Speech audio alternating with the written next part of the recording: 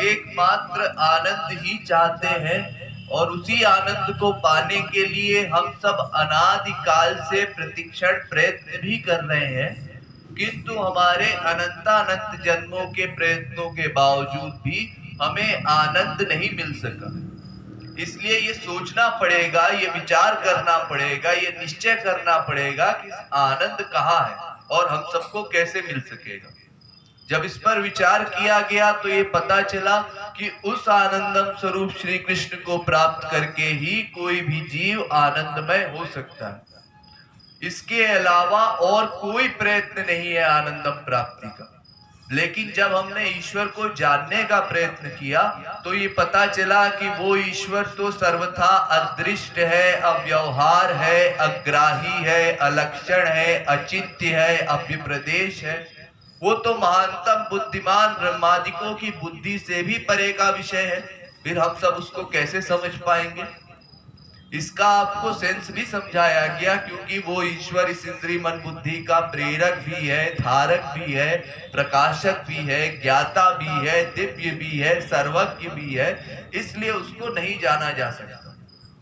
लेकिन ये भी बताया गया कि यद्यपि उस ईश्वर को बौद्धिक बल से नहीं जाना जा सकता, किंतु अगर कोई उस ईश्वर की कृपा प्राप्त कर लेता है तो वो भगवत कृपा प्राप्त भाग्यशाली जीवात्मा उस परमात्मा को जान सकता है। फिर वो भगवत कृपा कैसे मिलेगी? जब इस पर विचार किया तो पता चला कि भगवत कृपा भगवत शरणागति पर आधारित है, और शरणागति का अर्थ है कुछ ना करना। किंतु क्योंकि हमारे मन का अनादिकाल का सब कुछ करने का अभ्यास है, इसलिए कुछ ना करने वाली अवस्था पर पहुंचने के लिए अभी हमको बहुत प्रयत्न करने पड़ेंगे। उन प्रयत्नों में सबसे पहला प्रयत्न तो ये करना होगा कि अपने मन को संसार से विरक्त करना होगा। मन संसार से विरक्त कैसे होगा? जब मन का ये निश्चय होगा कि संसार में कहीं भी हमको अपने लक्ष्य की प्राप्ति नहीं हो सकती, कहीं भी हमें सुख नहीं मिल सकता, तब हमारा मन संसार से अलग होगा। लेकिन ये कैसे होगा? अगर हम ये निश्चय करें कि संसार में कहीं सुख नहीं है, तभी ये हो सकेगा। क्योंकि हमने अनादिकाल से संसार में ही सुख माना, इसी कारण से हमारे मन की आसक्ति संसार में ही रही। तो अगर ये विश्वास हो जाए कि संसार की किसी भी वस्तु में कुतरा भी सुख नहीं है, तो सुख मिलना भी बंद हो जाएगा और दुख मिलना भी बंद हो जाएगा। क्योंकि दुख भी तभी मिला करता है जब हमको किसी वस्तु में अपना माना हुआ सुख ना मिले या तो उसका वियोग हो जाए। अतएव जब ऐसा निश्चय हो जाएगा तब हमारा मन राग द्वेष रहित होगा, विरक्त होगा। फिर ऐसा विरक्त मन लेकर के जब हम किसी महापुरुष के पास जाएंगे तो वो महापुरुष हमें ईश्वरी साधना बताएगा। वो ईश्वरी साधना 3 प्रकार की होगी और अपने अधिकारत्व अनुसार हम उस साधना का पालन करेंगे। पहले कर्म के विषय में आपको बताया गया कि कर्म योग, कर्म संन्यास, कर्म विकर्म, ये 4 भाग हैं। अब इसमें से अगर कोई व्यक्ति ईश्वर भक्ति करता है तभी वो भगवान को प्राप्त कर सकता है, क्योंकि अकेला कर्म भगवत प्राप्ति कराने में असमर्थ है। वो स्वर्ग पर जाकर के दम तोड़ देता है। इसलिए या तो हम ईश्वर भक्ति करते हुए यथाशक्ति कर्म धर्म का पालन करें, यानी कर्म योग का पालन करें, या तो अगर कोई व्यक्ति कर्म धर्म का त्याग भी कर दे और केवल ईश्वर भक्ति करे तो उसको भी वही फल मिल जाता है जो कर्म योगी को मिलता है। फिर ज्ञान योग के विषय में भी समझाया गया कि ज्ञान योग भी बिना ईश्वर भक्ति के निंदनीय है, क्योंकि वो ज्ञानी केवल अपना अंतःकरण शुद्ध कर सकता है या अपनी आत्मा की उपाधि तक पहुंच सकता है, लेकिन बिना भक्ति के परमात्मा का ज्ञान हो ही नहीं सकता। उस ब्रह्म ज्ञान के लिए ज्ञानी को भी अभेद भक्ति करनी पड़ेगी। लेकिन ज्ञान योग का अधिकारत्व भी आपको बताया गया कि ज्ञान मार्ग में वही जा सकता है जो अत्यंत विरक्त है, और कर्म मार्ग में वो जाए जो अत्यंत आसक्त हो। जबकि भक्ति योग का अधिकारत्व तो अत्यंत सुलभ है कि वो ना अत्यंत आसक्त हो ना अत्यंत विरक्त हो। ऐसा मीडियम क्लास का जो व्यक्ति है वो भक्ति योग का अधिकारी है, जो कि हम सब का हाल है। हम सब ना संसार में अत्यंत आसक्त है, ना ही हमको संसार से बहुत वैराग्य। इसके बाद आपको दूसरा अंतर भी बताया गया कि जब ज्ञानी और भक्त दोनों अपने अपने मार्ग पर निकल पड़ते हैं तो मार्ग में भी ज्ञानी का मार्ग अत्यंत कठिन होता है, उसकी साधना भी अत्यंत कठिन होती है। और जब कोई ज्ञानी अपनी अंतिम सीमा पर पहुंच जाता है, पराकाष्ठा पर पहुंच जाता है और जीवन मुक्त भी हो जाता है, फिर भी उसका पतन हो जाता है, लेकिन भक्त का पतन कभी नहीं होता। और अंतिम अंतर भी समझाया गया कि अगर कोई जनकादिक, व्यासादिक, शुक्रादिक, शंकराचार्य आदि परमहंस ब्रह्मानंद को प्राप्त भी कर लेता है तो सगुण साकार प्रेमानंद के सामने आ जाने पर वो अपने ब्रह्मानंद का भी त्याग कर देता है। इससे यह सिद्ध होता है कि साकार प्रेमानंद में निराकार ब्रह्मानंद से कुछ वैलक्षण अवश्य है, और वो वैलक्षण कुछ ऐसा है जो कि शब्दों में नहीं बताया जा सकता, एक अंश मात्र उसका समझा जा सकता है। इसको यहाँ हमारे यहाँ वेदों में बताया गया है कि ब्रह्मानंद का अगर एक परार्थ से गुणा किया जाए, यानी एक लिख करके उसके आगे 17 बार जीरो लगा दिया जाए, तो इतने गुना करने पर प्रेमानंद का एक लवलेश बनेगा। इतना बड़ा है प्रेमानंद।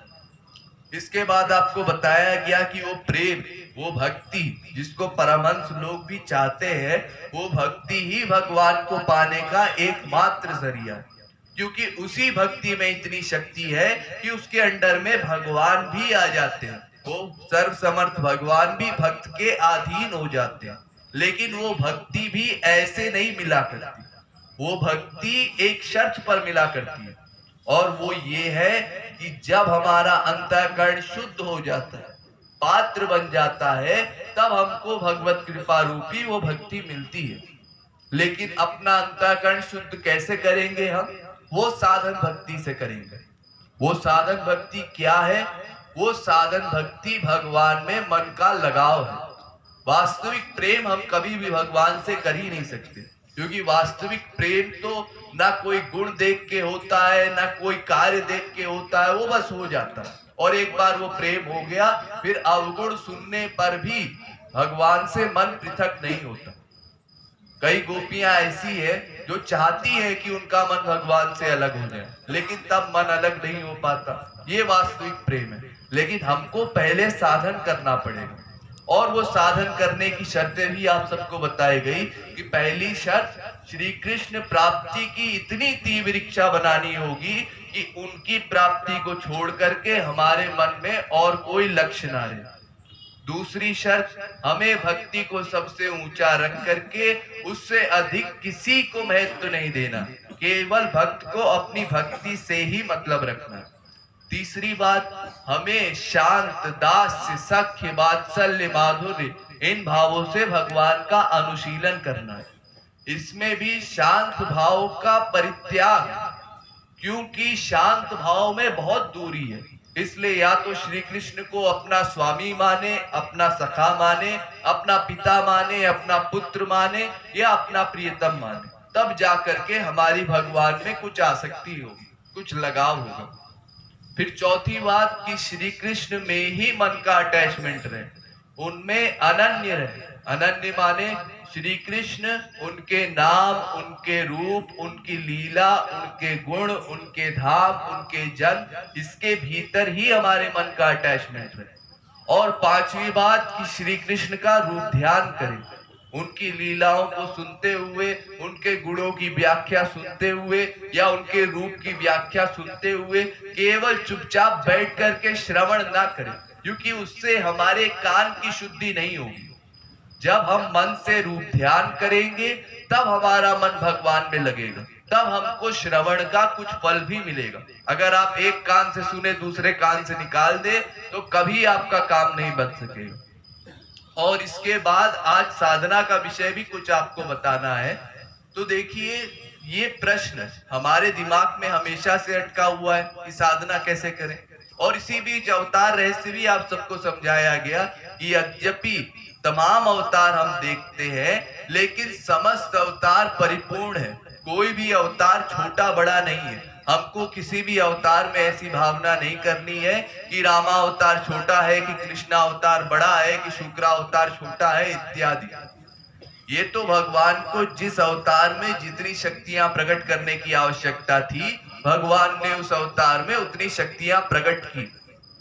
लेकिन ये बात अवश्य है कि हमारा जिस अवतार में या भगवान के जिस रूप में मन जल्दी आसक्त हो जाए, उस रूप को हमको स्वीकार कर लेना चाहिए।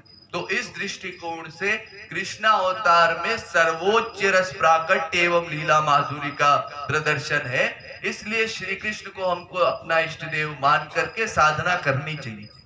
अब इसके बाद आज उस प्रश्न का उत्तर मैं देने जा रहा हूं जो बहुत दिन से रुका पड़ा है, कि किस तरह से हमारा मन निरंतर भगवान में लगा रहे और हम अपना संसारी काम भी कर सकें।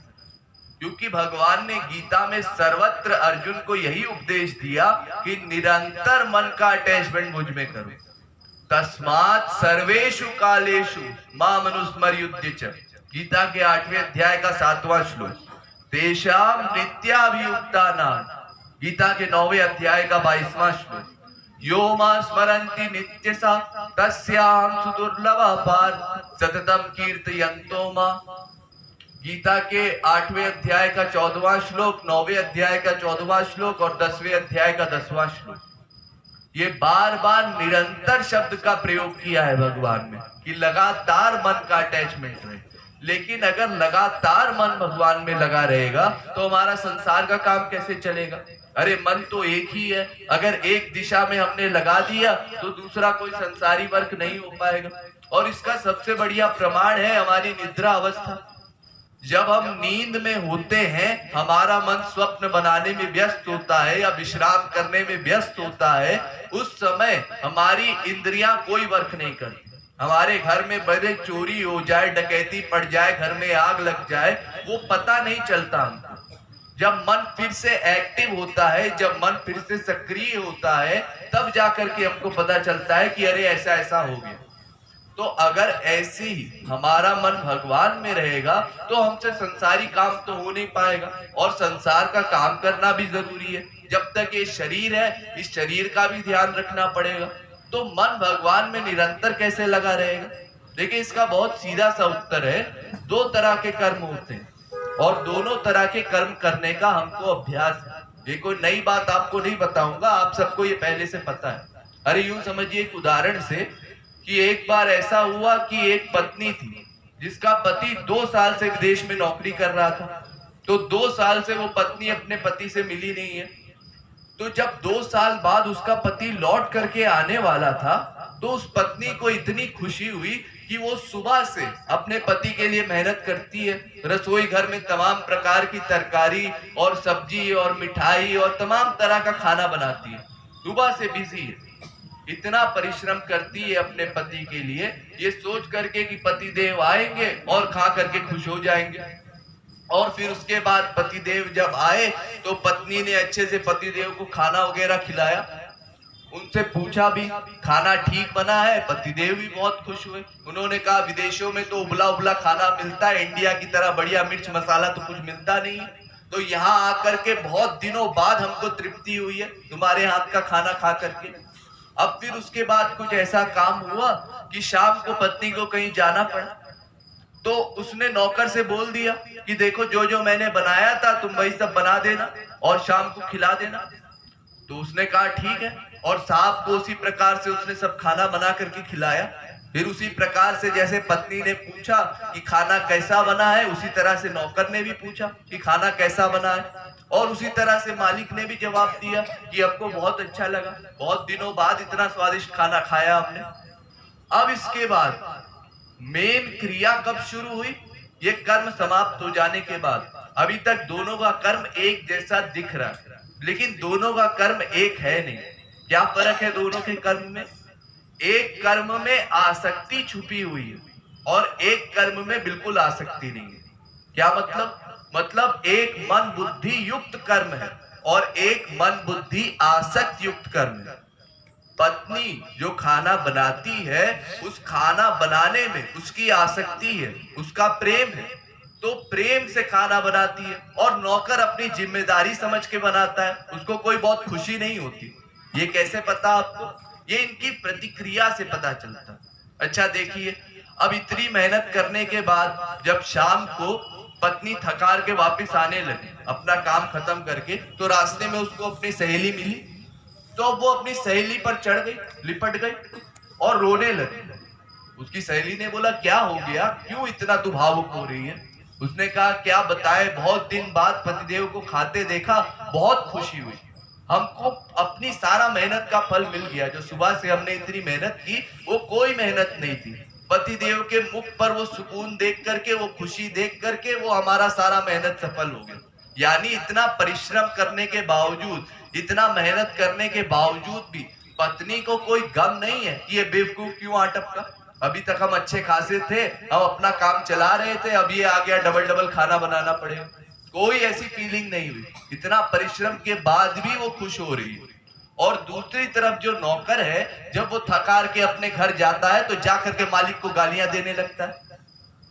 हमने आज इतनी मेहनत की, सुबह से मेम साहब ने जब खाना बनाया तब उनका हाथ बटाया, और शाम को तो हद हो गई, मेम साहब गायब ही हो गई, सारा सामान हम ही को तैयार करना पड़ा। तो कहां से ये साहब आ धमका कि हमारी इतनी मेहनत बढ़ गई। यानी खाना दोनों का बना और दोनों का स्वादिष्ट खाना बना, लेकिन दोनों के कर्म अलग इसलिए है क्योंकि नौकर की आसक्ति नहीं है और स्त्री की आसक्ति है। तो खाना तो बनेगा, चाहे आसक्ति हो चाहे ना हो, लेकिन आसक्ति होने के कारण उसका फल भगवान नोट करते हैं, और अगर आपकी आसक्ति नहीं है तो उस कर्म का फल भगवान नोट नहीं करते। इसीलिए गीता में भगवान अर्जुन से कहते हैं, अर्जुन तू अपने मन की आसक्ति मुझ में कर दे, मन का लगाव मुझ में कर दे और युद्ध कर, मन बुद्धि युक्त कर्म कर, तो उस कर्म को मैं नोट नहीं करूंगा। और अर्जुन ने युद्ध किया, लाखों करोड़ों लोगों की हत्या की, लेकिन उस हत्या करने में उसके मन का कहीं भी द्वेष नहीं था, कोई दुर्भावना नहीं थी, कोई दुश्मनी नहीं थी। उसके मन की आसक्ति निरंतर भगवान में लगी थी, यानी अटैचमेंट भगवान में था, मन का लगाव भगवान में था, और युद्ध कर रहा है वो। तो ऐसे कर्म का भगवान ने उसको कोई फल नहीं दिया।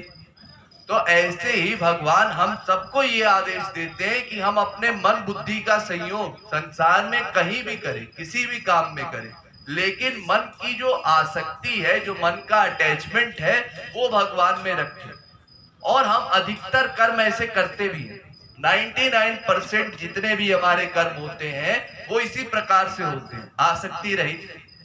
जिन भी कर्मों में आप ये महसूस करते हैं कि हमको करना पड़ेगा, वो सब बिना आसक्ति के हो रहे। अच्छा देखिए, सुबह से आप उठते हैं, सूर्योदय हो गया, अब उठना पड़ेगा। छोटे बच्चे सोचते हैं स्कूल जाना पड़ेगा, बड़े लोग सोचते हैं ऑफिस जाना पड़ेगा, ये गृहस्थी सोचती हैं, स्त्रियां सोचती हैं खाना बनाना पड़ेगा। अधिकतर ऐसे लोगों के मन में विचार आते हैं, किसी की बहुत इच्छा नहीं होती कि अरे वाह सुबह हो गई, अब चलो काम पे चलेंगे। ये जितने भी कर्म हम महसूस करते हैं, अब उठ गए हैं तो दांत में मंजन करना पड़ेगा, अब नहाना पड़ेगा। अरे हमारे यहाँ कितने लोग हैं, अब इतने ठंडी के दिन पड़ते हैं तो सोचते हैं नहाना ना पड़े, कोई ऐसी बात हो जाए कि आज के दिन नहाना टल जाए, बड़ा भारी काम है नहाना। तो ऐसे अधिकतम हमारे कर्म ऐसे हैं जिसमें हमारी आसक्ति नहीं।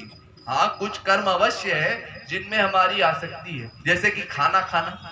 खाना खाना तो सबको अच्छा लगता है, खाना बढ़िया मिले और स्वादिष्ट मिले, लेकिन इसके अलावा कुछ अधिकतम कर्म ऐसे हैं जिसमें हमारी आसक्ति नहीं। अरे यूं समझिए एक उदाहरण से, जैसे एक नर्स है, वो नर्स हॉस्पिटल में तमाम लेबर करवाती है, तमाम बच्चे पैदा करवाती है, लेकिन वो बच्चे के पैदा होने पर उसके भीतर से कोई खुशी नहीं होती, क्योंकि तमाम बच्चे वो देखती है, दिन में हजारों बच्चे पैदा होते हैं, तो किसी का बच्चा पैदा हो, किसी का बच्चा मरे, उसको कोई मतलब नहीं। उसको तो बस इस बात से मतलब है कि कब 9 बजेंगे और कब हमारी छुट्टी होगी, कब हमारा शिफ्ट खत्म होगा। और वहीं जिस माँ का बच्चा है उसकी अपने बच्चे में आसक्ति है, तो आसक्ति होने के कारण उसको बच्चे के जिंदा रहने पर या मरने पर सुख दुख मिला करता है। अगर बच्चा जिंदा है तो क्या खुशी होती है माँ को, और अगर मर गया तो दुख भी माँ को ही होता है। तो माँ का वर्ग मन बुद्धि आसक्त युक्त वर्ग है, और उस नर्स का वर्ग मन बुद्धि युक्त वर्ग है। अरे यूं समझिए, जैसे अगर कोई बैंक में कैशियर है, वो दिन में लाखों करोड़ों रुपए निकाला करता है, बैंक से ट्रांजैक्शन किया करता है, लेकिन उस पैसे में उसकी कोई आसक्ति नहीं होती। वो चाहे किसी को 1 करोड़ का प्रॉफिट हो जाए, उसको कोई मतलब नहीं। लेकिन उसको मतलब इससे है जब महीने के अंत में उसको अपनी सैलरी मिलती है, उसमें से अगर एक नोट भी कहीं गायब हो जाए तो परेशान होता है, कहां गिर गया था ढूंढो जरा। वो एक नोट के लिए दिन भर चिंतन उसका चलता है। क्यों? क्योंकि उसको अपने सैलरी में आ सकती है, पैसा तो दोनों वही है, लेकिन उसमें आ सकती है और दूसरा जो पैसा देता है उसमें आ सकती नहीं। अरे यार यूं समझिए, जैसे अगर एक बाप है, अब उसका बेटा जब भी बीमार पड़ता है तो उस समय उसको कितनी चिंता होती है, हमारा बेटा इतना बीमार हो गया, अब कैसे ठीक होगा, डॉक्टर साहब को ढूंढा जाए। लेकिन अब तो डॉक्टर मिलेगा भी नहीं, रात के 12 बज रहे हैं, तो क्या किया जाए, गांव में रहता था तो पता किया जाए डॉक्टर साहब का घर कहाँ है। अब घर ढूंढते ढूंढते रात बीत गई पूरी, लेकिन फिर भी वो बाप हिम्मत नहीं हारता, सड़क में यहाँ वहां जा जाके लोगों से खटखटा के पूछ के, अरे डॉक्टर साहब का घर कहाँ है। फिर बड़ी मुश्किल से डॉक्टर साहब मिले तो हाथ पैर जोड़ के मिन्नतें करता। तो इससे क्या पता चलता है, क्या उसकी डॉक्टर साहब में बहुत आसक्ति है, ये एकदम भगवान मान लिया डॉक्टर साहब को कि डॉक्टर साहब के दर्शन कैसे। ऐसी बात नहीं है, उसकी आसक्ति अपने बेटे में है, लेकिन फिर भी कर्म ठीक कर रहा है। क्यों? क्योंकि आसक्ति बेटे में, तो बेटे में आसक्ति होते हुए भी संसार का कर्म हो सकता है। ऐसे ही बस भगवान में आसक्ति कर दे और संसार का कर्म करे, उस कर्म का फिर आपको कोई फल नहीं मिलेगा। उस कर्म में भगवान ये नहीं बोलेंगे कि तुमने ऐसा कर्म क्यों किया था, बस अपने मन का आसक्ति अटैचमेंट ठीक ठीक कर दी। और सच बताया जाए तो हमारी आसक्ति वास्तव में बस संसार के कुछ 15-20 लोगों में होती है, बाकी सब जगह हम व्यवहार करते हैं, एक्टिंग करते हैं। ये माँ बाप हो गए, स्त्री पति बाप बेटे सब लोग हो गए, 10-15 दोस्त हो गए, इतने में ही आसक्ति रहेगी, इससे ज्यादा कहाँ आसक्ति रहेगी। और बाकी जितने लोगों से हम मिलते हैं, जितना व्यवहार करते हैं, वो केवल शब्द माधुर्य या ज्ञानोपार्जन है। चोरी चोरी देखते हैं वो कैसे उठता है, कैसे बैठता है, कैसे खाता है, कैसे पीता है, कैसे लोगों से बातें करता है, कैसे चलता है, ये सब व्यवहार हम चोरी चोरी इकट्ठा किए करते हैं, प्रतिक्षण ज्ञानोपार्जन किया करते हैं। और मेन आसक्ति बस अपने उन्हीं परिवार वालों में रखते हैं। तो अगर हम अपनी आसक्ति उन संसारी व्यक्तियों से निकाल करके भगवान में कर दे तो बस हमारा काम हो जाए, बस हम भगवान के अनन्य हो जाए। बहुत अधिक मेहनत नहीं है इसमें। अब आप में से कई लोग बोलेंगे क्यों जी, हमको अपने परिवार में प्यार करना है कि एक्टिंग करनी है।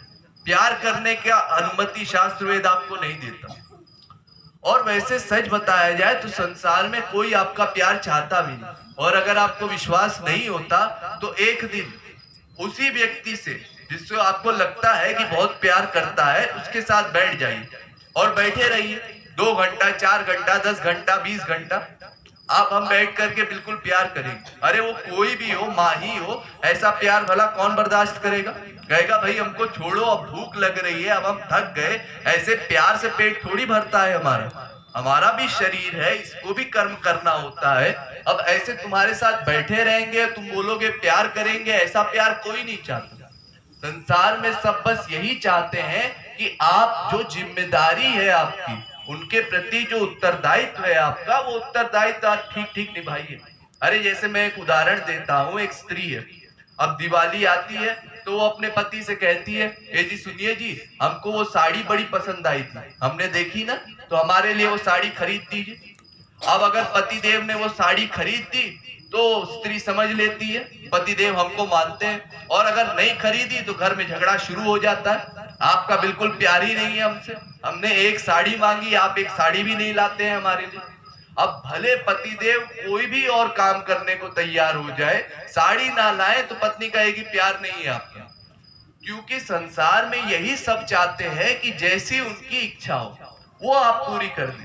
जो आपका उत्तरदायित्व है, उनके प्रति जो जिम्मेदारी है, वो जिम्मेदारी अपना निभाए।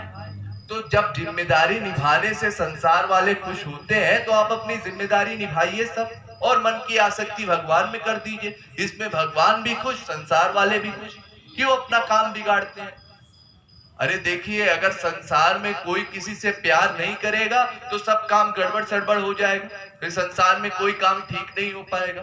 कौन कहता है ठीक नहीं हो पाएगा? अगर आपकी आसक्ति नहीं होगी तो काम और अच्छे से होगा। अच्छा देखिए, मैं समझाता हूँ। एक छोटा सा बच्चा है, माँ उससे बहुत प्यार करती है, तो जो बच्चा रोता है उसको माँ बर्दाश्त नहीं कर पाती, तड़पती है, इस बच्चे को कैसे शांत करूं, क्या करूं कि शांत हो जाए, क्या हो गया इसको भूख लग रही है कि इसका डायपर गंदा हो गया कि क्या बात हो गई। अब माँ को तो पता है नहीं, तो वो अंदाजा लगाती है, लगता है बच्चे को भूख लग रही है, दूध पिला दिया। अब बच्चे का पेट खराब था, बदहजमी थी, उसको और बीमारी बढ़ गई, लेकिन माँ तो समझ पाई नहीं, उसने उतनी देर में दूध पिला दिया और रोग और बढ़ गया। अब इसकी जगह कोई और व्यक्ति होता तो पहले समस्या का पता लगाता, ये बच्चा क्यों रो रहा है, कैसे रो रहा है, डॉक्टर के पास ले जाओ। लेकिन आसक्ति के कारण उस समय हाथ पैर कांपने लगते हैं। अरे आप लोगों ने देखा होगा, एक डॉक्टर अगर खुद का आदमी का परिवार का किसी का ऑपरेशन करता है तो उसके हाथ पैर कांपने लगते हैं। क्यों कांपते हैं? उसकी आसक्ति है ना उसमें। तो आसक्ति होने के कारण मन विचलित होता है, ये जी गया तो मर गया तो, और आसक्ति नहीं है तो काम बढ़िया होता है। अरे ये यूं समझिए, जैसे हमने संसार में तमाम लोगों को देखा है, जब तमाम हमारे बाप दादा लोग मरा करते हैं तो मरने से पहले कुछ अच्छा खाने की इच्छा करते हैं कि अरे बेटा जरा मालपुआ खिला देना। तो अब डॉक्टर ने मना किया है कि इनको लिक्विड के अलावा कुछ ना दिया जाए, और ये मांग रहे हैं मालपुआ, यानी सीधा सीधा अपनी मौत को गले लगाना चाहते हैं। लेकिन अब परिवार वाले सोचते हैं कि दादाजी को मरना तो है ही है, जी के करेंगे भी क्या, और अगर इनको मालपुआ नहीं खिलाया तो इनका मन मालपुए में अटका रह जाएगा, फिर ये हमारे पीछे घूमेंगे कि हमको मालपुआ क्यों नहीं खिलाया तुमने। तो चलो दादाजी परसों मरते हैं, आज ही मर जाए, और मालपुआ खिला दिया और दादाजी मर गए। अब इसकी जगह डॉक्टर होता तो कितना ही पेशेंट जिद करता कि हमको कुछ खाना है, हमको कुछ खाना है, वो नहीं सुनता, बोलता चुपचाप लेटे रहो, तुम्हारी तबीयत इतनी खराब है, कहते हैं मालपुआ खाना।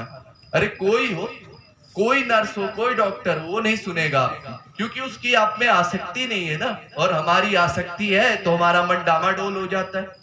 अरे यूं समझिए, जैसे आप लोगों ने देखा होगा, तमाम बार ऐसा होता है कि दो बच्चे झगड़ा कर रहे होते हैं और उनका झगड़ा देखने के बाद फिर उनके माँ बाप झगड़ा करना शुरू कर देते हैं। क्या मतलब दो बच्चे झगड़ रहे थे, वहां से माँ ने देखा, अरे मेरा बच्चा किससे झगड़ा कर रहा है, वहां गई, पता किया, उसने कहा मम्मी इसने मुझे मारा। अरे तूने क्यों मारा रे? वो कहता है मैंने नहीं मारा, इसने पहले मारा। अब वहां से उसकी माँ ने देखा, ये किसकी माँ आकर के मेरे बच्चे को डांट रही है, वो भी आ गई, कौन है रितु, क्यों डांट रही है मेरे बच्चे को। अब वहां से उसका बाप आया, यहाँ से इसका बाप आया, और बच्चों को छोड़ के माँ बाप झगड़ने लगे। बस संसार में यही होता है। क्यों ऐसा होता है? अपनी आसक्ति के कारण माँ बाप सोचते हैं हमारा बच्चा तो कुछ गलत कर ही नहीं सकता, जरूर दूसरे के बच्चे ने कुछ किया होगा। देखिए, जज भी, अगर कोई कोर्ट है, कोई फैसला होना है, तो जज भी ठीक डिसीजन कब देता है? जब ना कहीं उसका राग हो ना द्वेष हो। क्योंकि अगर कहीं उसका प्यार होगा, कहीं अटैचमेंट होगा, तो अगर वो गुनहगार भी है, वो दोषी भी है, तो भी वो सोचेगा रहने दो, बेचारा सुधर जाएगा, माफ कर दो, कम से कम सजा दो इसको। और कभी दुश्मनी होगी किसी से तो कहेगा अब तो पूरा दंड देंगे, जितना हमारी ताकत है उतना दंड देंगे तुमको, अब आया ऊंट पहाड़ के नीचे। तो जजमेंट तभी ठीक होता है जब हमारा राग भी ना हो, द्वेष भी ना हो, जब वैराग्य हो, तब समदर्शी होकर के कोई न्याय दे सकता है, तब कोई संसार में काम ठीक हो सकता है। अरे ये दिमाग खराब नहीं है संत महात्माओं का कि वो कहते हैं संसार का इस्तेमाल करो, ये संसार उपयोग के लिए है, उपभोग के लिए नहीं। लेकिन हम क्या करते हैं? हम सोचते हैं कि जीवन एक बार मिला है, ये जितना भोग सकते हैं संसार के सुख सब लो, सब का मजा लो, और फिर मरने के बाद वो गति होती है कि कितना ही हम अपनी वकालत करें कि हमने ऐसा किया था, हमने ऐसा किया था, तब कोई हमारी नहीं सुनेगा, क्योंकि तब आपका एग्जाम पेपर छिन गया। जब तक एग्जाम पेपर हाथ में था तब तक आपने ध्यान दिया नहीं। अब जब एग्जामिनर पेपर ले चुका, उसके बाद आप कितना ही अपना बताएं कि हम ऐसा लिखने वाले थे, हम वैसा लिखने वाले थे, वो आपकी नहीं सुनेगा, फिर उसके बाद वो केवल जजमेंट देगा। अरे देखिए, हम कभी भी संसार में अपनों के साथ कोई व्यवहार नहीं कर सकते, परिवार वालों के साथ एक्टिंग हमसे नहीं होती। अच्छा जी, आपसे एक्टिंग नहीं होती? कौन सा ऐसा व्यक्ति है जो संसार में कभी व्यवहार ना करता हो? कितनी बार माँ को बेटे की बात पसंद नहीं आती, बेटे को माँ की बात पसंद नहीं आती, पति को पत्नी की बात पसंद नहीं आती, पत्नी को पति की बात पसंद नहीं आती, लेकिन फिर भी वो भीतर से 2 गालियां देती है और सुन लेती है बात। क्योंकि अगर बाहर बोल दिया, बाहर अपना क्रोध दिखा दिया तो 1 सेकंड में मर के लड़के सब समाप्त हो जाएंगे, तुरंत तलाक हो जाएगा। ऐसे तो कोई रिश्ता चल ही ना पाए संसार में। जब कोई मियाँ बीबी की शादी होती है तो शुरू में कितनी समस्या होती है, हर रात कुछ ना कुछ लड़ाई झगड़ा होता है, ऐसा हो गया तो ऐसा हो गया, लेकिन कुछ बात पति पत्नी की सुन लेता है, बर्दाश्त कर जाता है, अपने भीतर का क्रोध नहीं दिखाता बाहर, और कुछ बात पत्नी सुन जाती है, तब जाकर के दोनों का रिश्ता चलता है ना। अगर ऐसे भीतर जो व्यवहार आपके भीतर है वो बाहर प्रकट करने लगे तो कभी संसार का काम ठीक ना चले।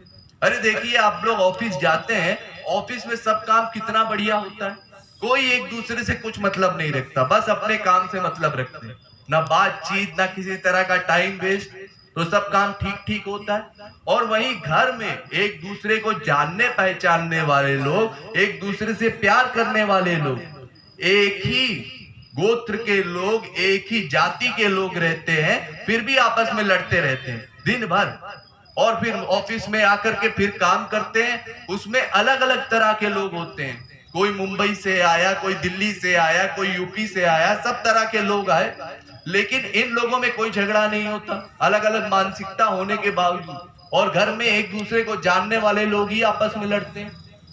घर में कहीं अपनी इंद्रियों के सुख के लिए, कहीं अपने बच्चों के सुख के लिए, कहीं अपनी बीबी के सुख के लिए हम कितना समय बर्बाद किया करते हैं, कितना अपना रिसोर्सेस बर्बाद किया करते हैं, पैसा बर्बाद किया करते हैं। आज संडे है, पिकनिक को चलेंगे, आज यहाँ चलेंगे, आज वहां चलेंगे, फिर घूम फिर के आए, थक गए, कोई मतलब नहीं निकला, अरे वहां बिल्कुल मजा नहीं आया हमको।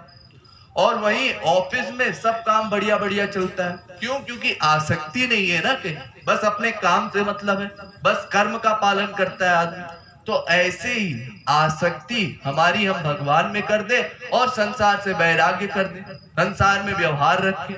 अरे भगवान के भी अनंत लोग हैं, 1-2 नहीं है, 10-15 में, जिनमें हमारी संसार में आसक्ति है, उनसे हटा करके आसक्ति भगवान में कर दे, चाहे किसी में कर दे।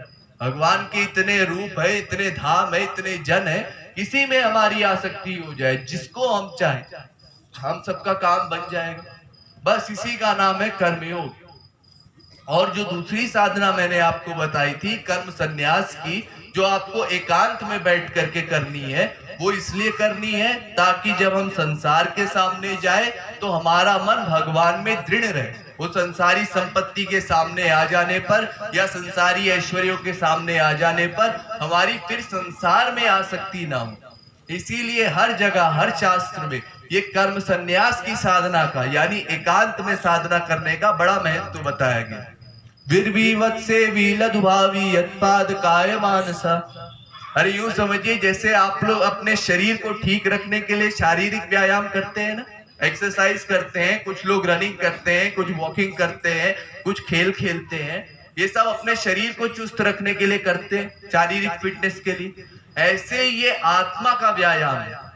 हमने कभी अपने भीतर तो ध्यान दिया नहीं, कितनी गड़बड़ी है। तो भीतर की शांति के लिए, भीतर के सुकून के लिए ये आध्यात्मिक व्यायाम है कि हम अपने मन को भगवान में लगाएं। अरे यूं समझिए जैसे आप लोगों ने देखा होगा कि दूध में अगर पानी मिला दिया जाए तो दूध पानी एक हो जाते हैं, फिर उसके बाद दूध की वैल्यू कम हो जाती है, दूध की तौहीन होती है, ये पतला पतला दूध कौन लेके आया, इतना पानी मिला हुआ है इसमें। और वहीं अगर उस दूध को आप पहले जमा ले, दही बना ले, उसके बाद उसको मथ ले, मक्खन बना ले। अब वो मक्खन बन जाने के बाद जब पानी में मिलाया जाता है तो पानी में मिलता नहीं, पानी के ऊपर तैरता है। क्यों? क्योंकि उसको पहले जमा लिया गया है, मथ लिया गया है, तो उसके बाद वो परिपक्व हो गया, पक्का हो गया, अब वो पानी में नहीं मिलता। उसी तरह से हम अपने मन को पहले भगवान में जमा ले, फिर मनन से बार बार मथे उसको, तब वो मन भगवान में पक्का होगा। और फिर जब मन पक्का हो जाएगा और हम कर्मयोगी बनकर के संसार के सामने जाएंगे तो हमारा मन फिर भगवान में लगा रहेगा, फिर मन की आसक्ति भगवान से नहीं हटेगी, नहीं तो ऐसे संसार में आसक्त हो जाया करेगा। फिर तो कितनी बड़ी सिचुएशन है, हमारे मन की आसक्ति भगवान में ही रहेगी। भरतई होई नाराज मत विधि हरिहर पद पाए। अरे यूं समझिए, जैसे आप लोगों ने एक पहिया देखा होगा, पुराने समय में टांगा चलता था तो उस समय एक लकड़ी का पहिया होता। उस पहिए में खासियत ये होती थी कि उसमें जो बीच में एक धुरी रहती थी वो स्थिर रहती थी और पहिया घूमता था, तब जाकर के रथ चलता था। ऐसे ही हमारा मन भगवान में स्थिर रहे और इंद्रियों से हम संसार का वर्क करते रहे तो हमारी गाड़ी ठीक ठीक चलेगी। अरे या यूं समझिए, जैसे जब कोई कटहल काटता है तो स्त्रियों को ये ज्ञान है कि कटहल से दूध निकलता है, तो दूध अगर हाथ में लग जाता है तो उसके बाद छूटता नहीं है जल्दी, फिर चाहे आप साबुन पूरी बट्टी खत्म कर दे वो फिर दूध नहीं जाता। तो इसके लिए स्त्रियां एक तरकीब अपनाती है, वो कटहल काटने से पहले हाथ में तेल लगा लेती हैं ताकि वो दूध चिपके ना हाथ में। ऐसे ही हम पहले अपने मन को पहले से ढक दें, भगवान में पहले जमा लें, अपने मन की आसक्ति भगवान में कर दें, उसके बाद जब हम संसार में जाएंगे तो संसार हम पर चिपकने नहीं पाएगा, उसका प्रभाव हम पर नहीं पड़ने पाएगा। और अगर हम ध्यान नहीं देंगे, साधना नहीं करेंगे कर्मयोग की, तो फिर हमारा मन फिर भगवान में ना लगे के कारण फिर संसार में लग जाएगा स्वाभाविक रूप से। और कर्मयोग की साधना जब शुरू में प्रारंभ करेंगे तो कठिनाई भी बहुत आएगी और कभी कभी किसी का मन भगवान में लगने भी लगेगा, लेकिन मन लगने पर उसको अहंकार भी नहीं करना है कि थोड़ी देर मन भगवान में लगा और उसने सोचा हम हो गए विदेहराज जनक, अब हमारी संसार में आसक्ति नहीं होगी। कई लोग ऐसे होते हैं जब शुरू में भक्ति करते हैं तो सोचते हैं अब बस हो गया, अब बस भगवान मिल गए, अब कुछ पाना शेष नहीं है।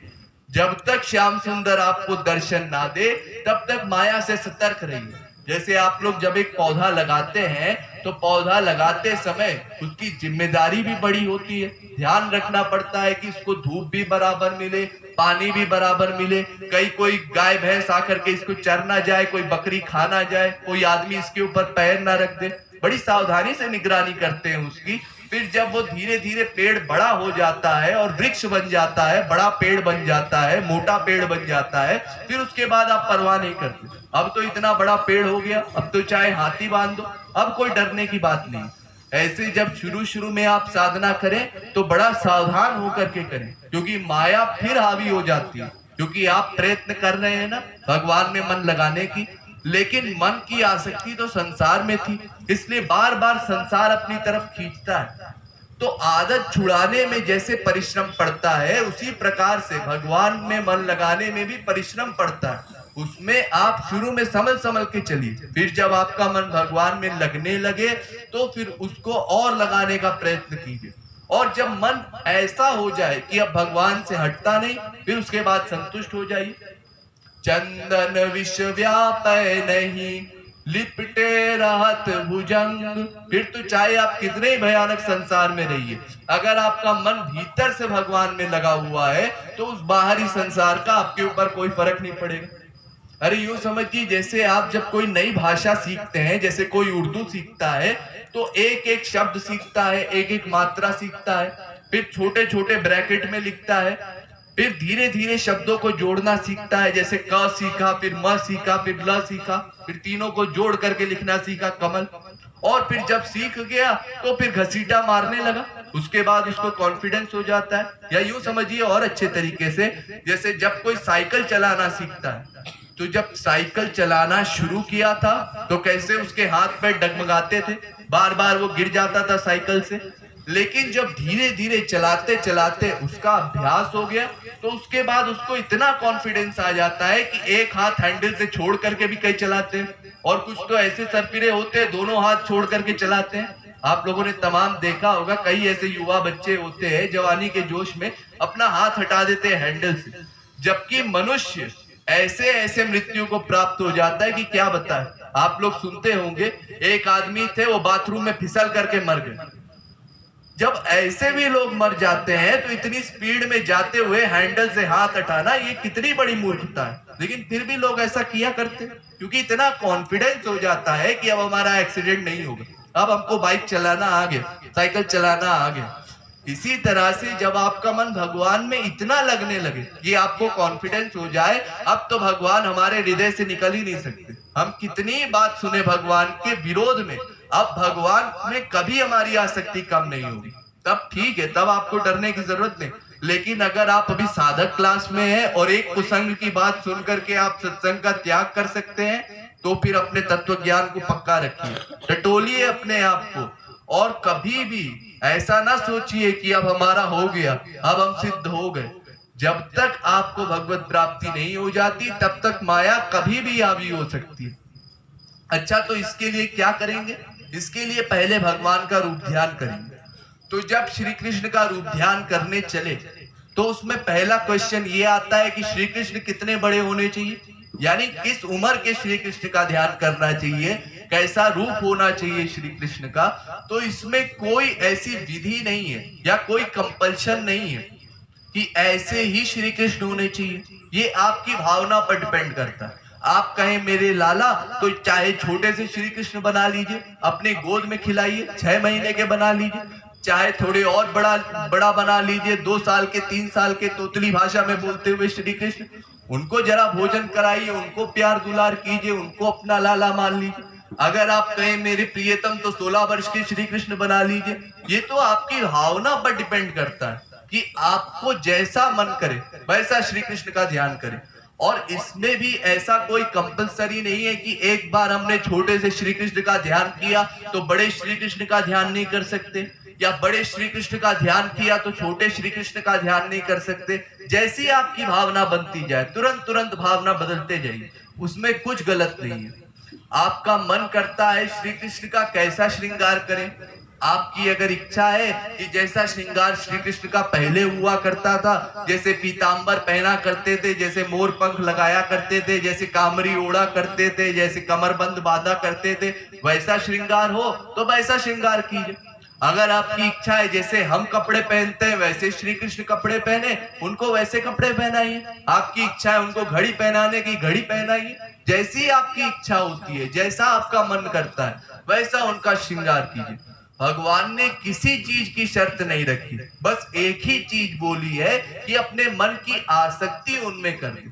उसके लिए हम चाहे जैसा रूप भगवान का बनाए और ये मन में बात भरते जाएं कि भगवान का वो दिव्य शरीर है, उसमें कोई प्राकृत लिमिटेशन नहीं है कि भगवान का शरीर ऐसा ही है।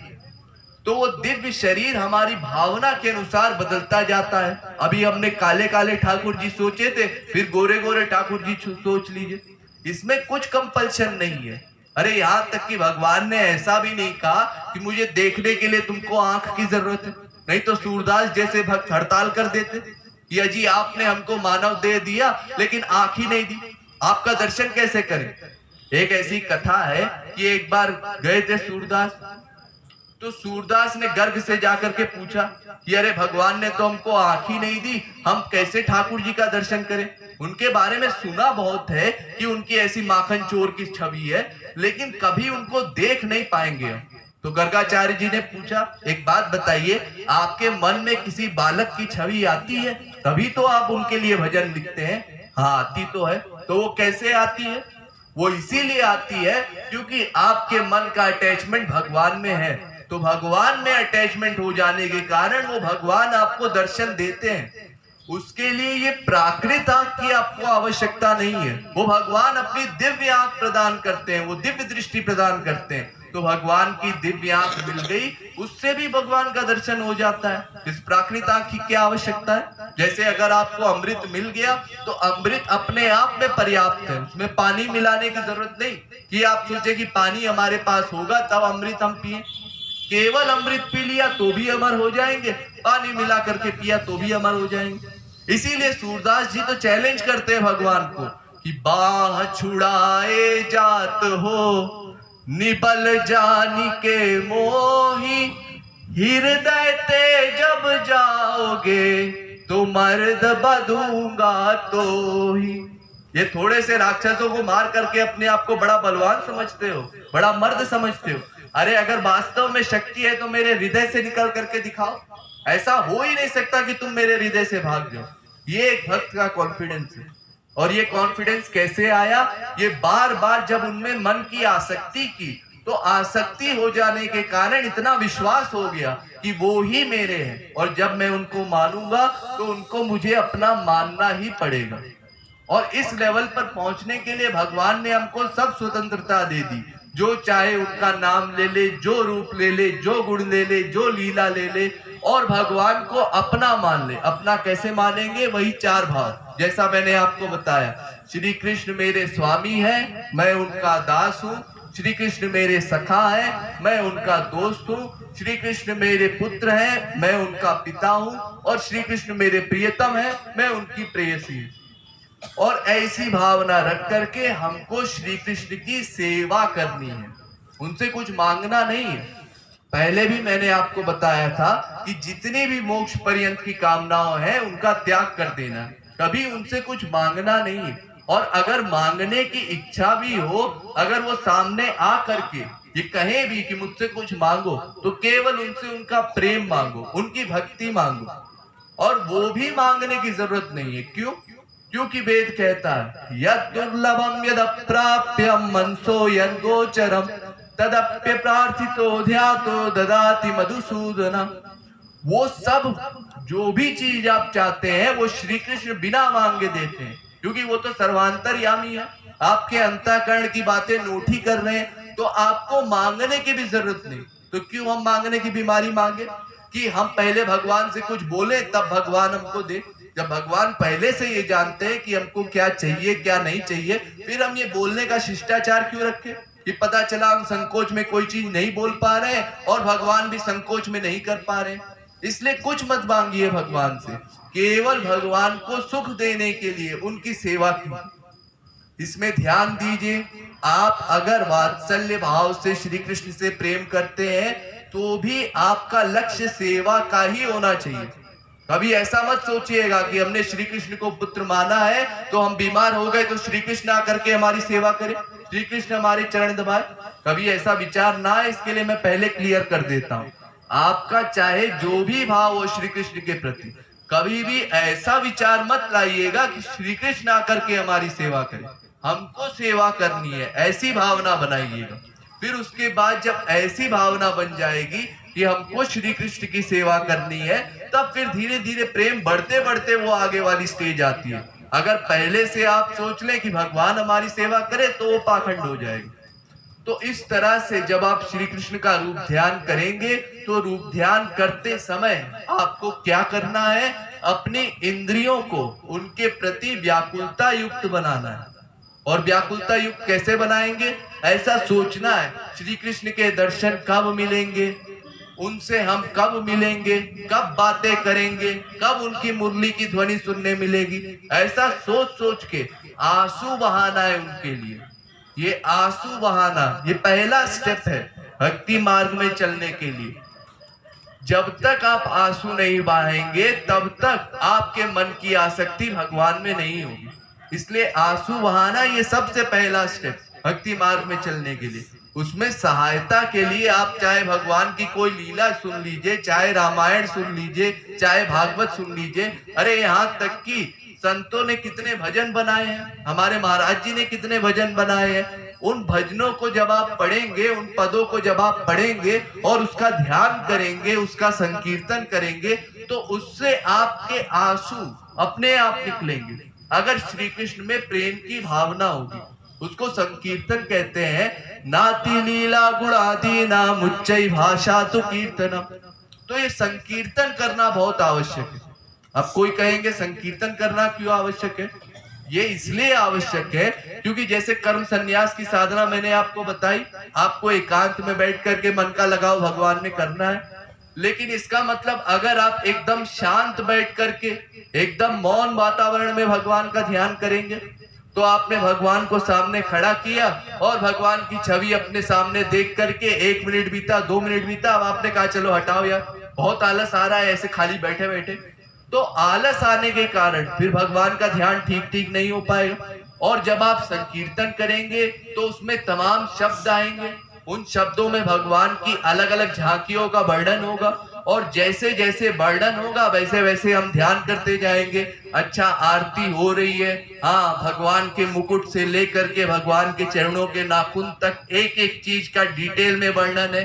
तो जैसे जैसे वर्णन चलेगा वैसे वैसे हम चित्र बनाते जाएंगे, तो हमारे मन को एक आधार मिलता है। कोई लीला हो, कोई भगवान की छवि हो, जब उसका गान होता है तो हमारे मन को एक आधार मिलता है कि अच्छा, अब मुकुट का वर्णन है, अब उनके नेत्रों का वर्णन है, अब उनके मुख का वर्णन है। ऐसे कुछ ना कुछ आधार मिलता है। फिर दूसरी बात, बाहर के शब्द भी बाधक नहीं होते।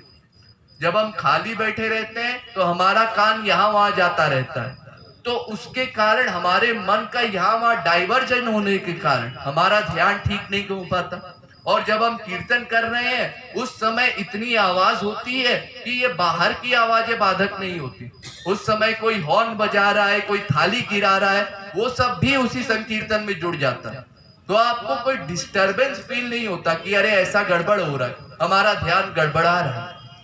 फिर इसके बाद कई लोग हमारे देश में ऐसे होते हैं जो कीर्तन करते समय आलस्य वगैरह आता है उनको, तो उसके लिए ताली वगैरह बजाने का विधान बनाया गया है। और ऐसे लोग अगर शांत बोलने को बैठ दिया जाए तो ये लोग सो जाते हैं।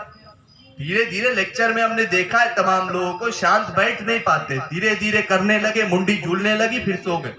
और फिर इनसे पूछा कि भाई क्या कर रहे थे, तो कहेंगे जी समाधि लग गई थी।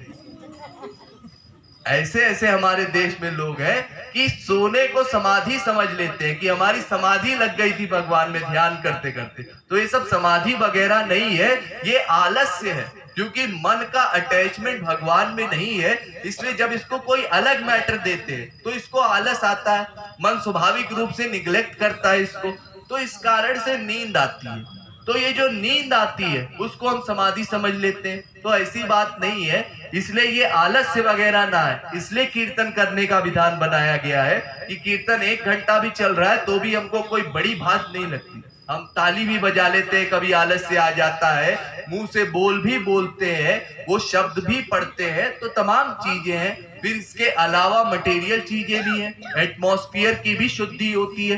ये जितने पशु पक्षी सुनते हैं इन सब का भी कल्याण होता है। कीर्तन करने से अपना तो लाभ होता ही है, जो इसको सुनने वाले लोग हैं उनका भी लाभ होता है। और रूप ध्यान करने वाला, केवल एकांत में बैठने वाला, ये तो केवल अपना कल्याण करेगा। तो बहुत से ऐसे लाभ है, इसलिए कीर्तन करना आवश्यक है। तो ऐसे जब आप ठाकुर जी को अपने सामने खड़ा करके उनका कीर्तन करेंगे, अपनी इंद्रियों को उनके प्रति व्याकुलता युक्त बनाएंगे, तो आपके नेत्रों से फिर अश्रु बहेंगे। ठाकुर जी के मिलन की व्याकुलता आपके अंतःकरण में जागेगी। वही प्रेम का पहला दर्जा है, वही दर्द है, वही विरह है। अब जब आंसू आना शुरू हुए तो समझिए अब हमने भक्ति करना प्रारंभ किया। अब हमारी एबीसीडी शुरू हुई है। इसके पहले तो हम प्ले ग्रुप में थे, ऐसे ही टाइम पास कर रहे थे।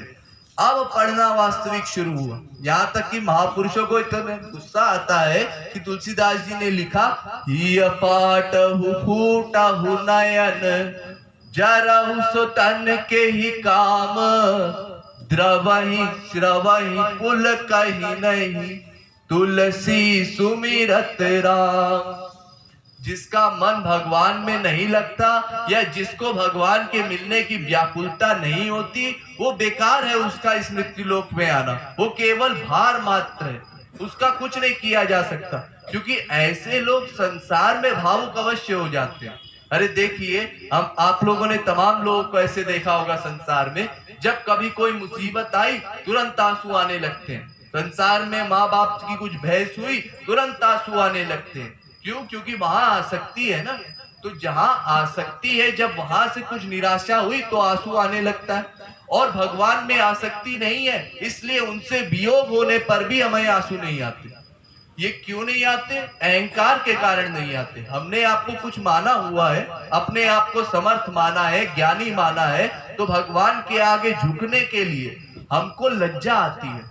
हम सोचते हैं हमारी पोस्ट नीचे हो जाएगी। और यही अगर कोई गुंडा आ जाए और बंदूक दिखाने लगे तो बुलबुल आंसू गिरने लगते हैं, अरे हमको माफ कर दो, हमारी हत्या मत करो, हमको गोली मत मारो। ये क्यों?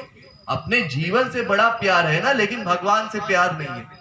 तो अहंकार आंसू आने नहीं देता।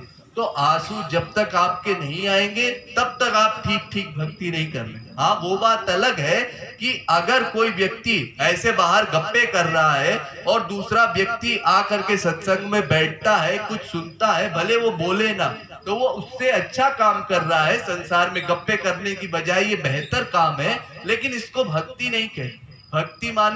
भक्ति माने जैसे कहीं आग जल रही है, अब ठंडी का मौसम है, अब आग जलती है तो आग के पास जाने में आपको अच्छा लगता है, शरीर की जो ठंडक है वो जाती है, शरीर में गर्मी आती है।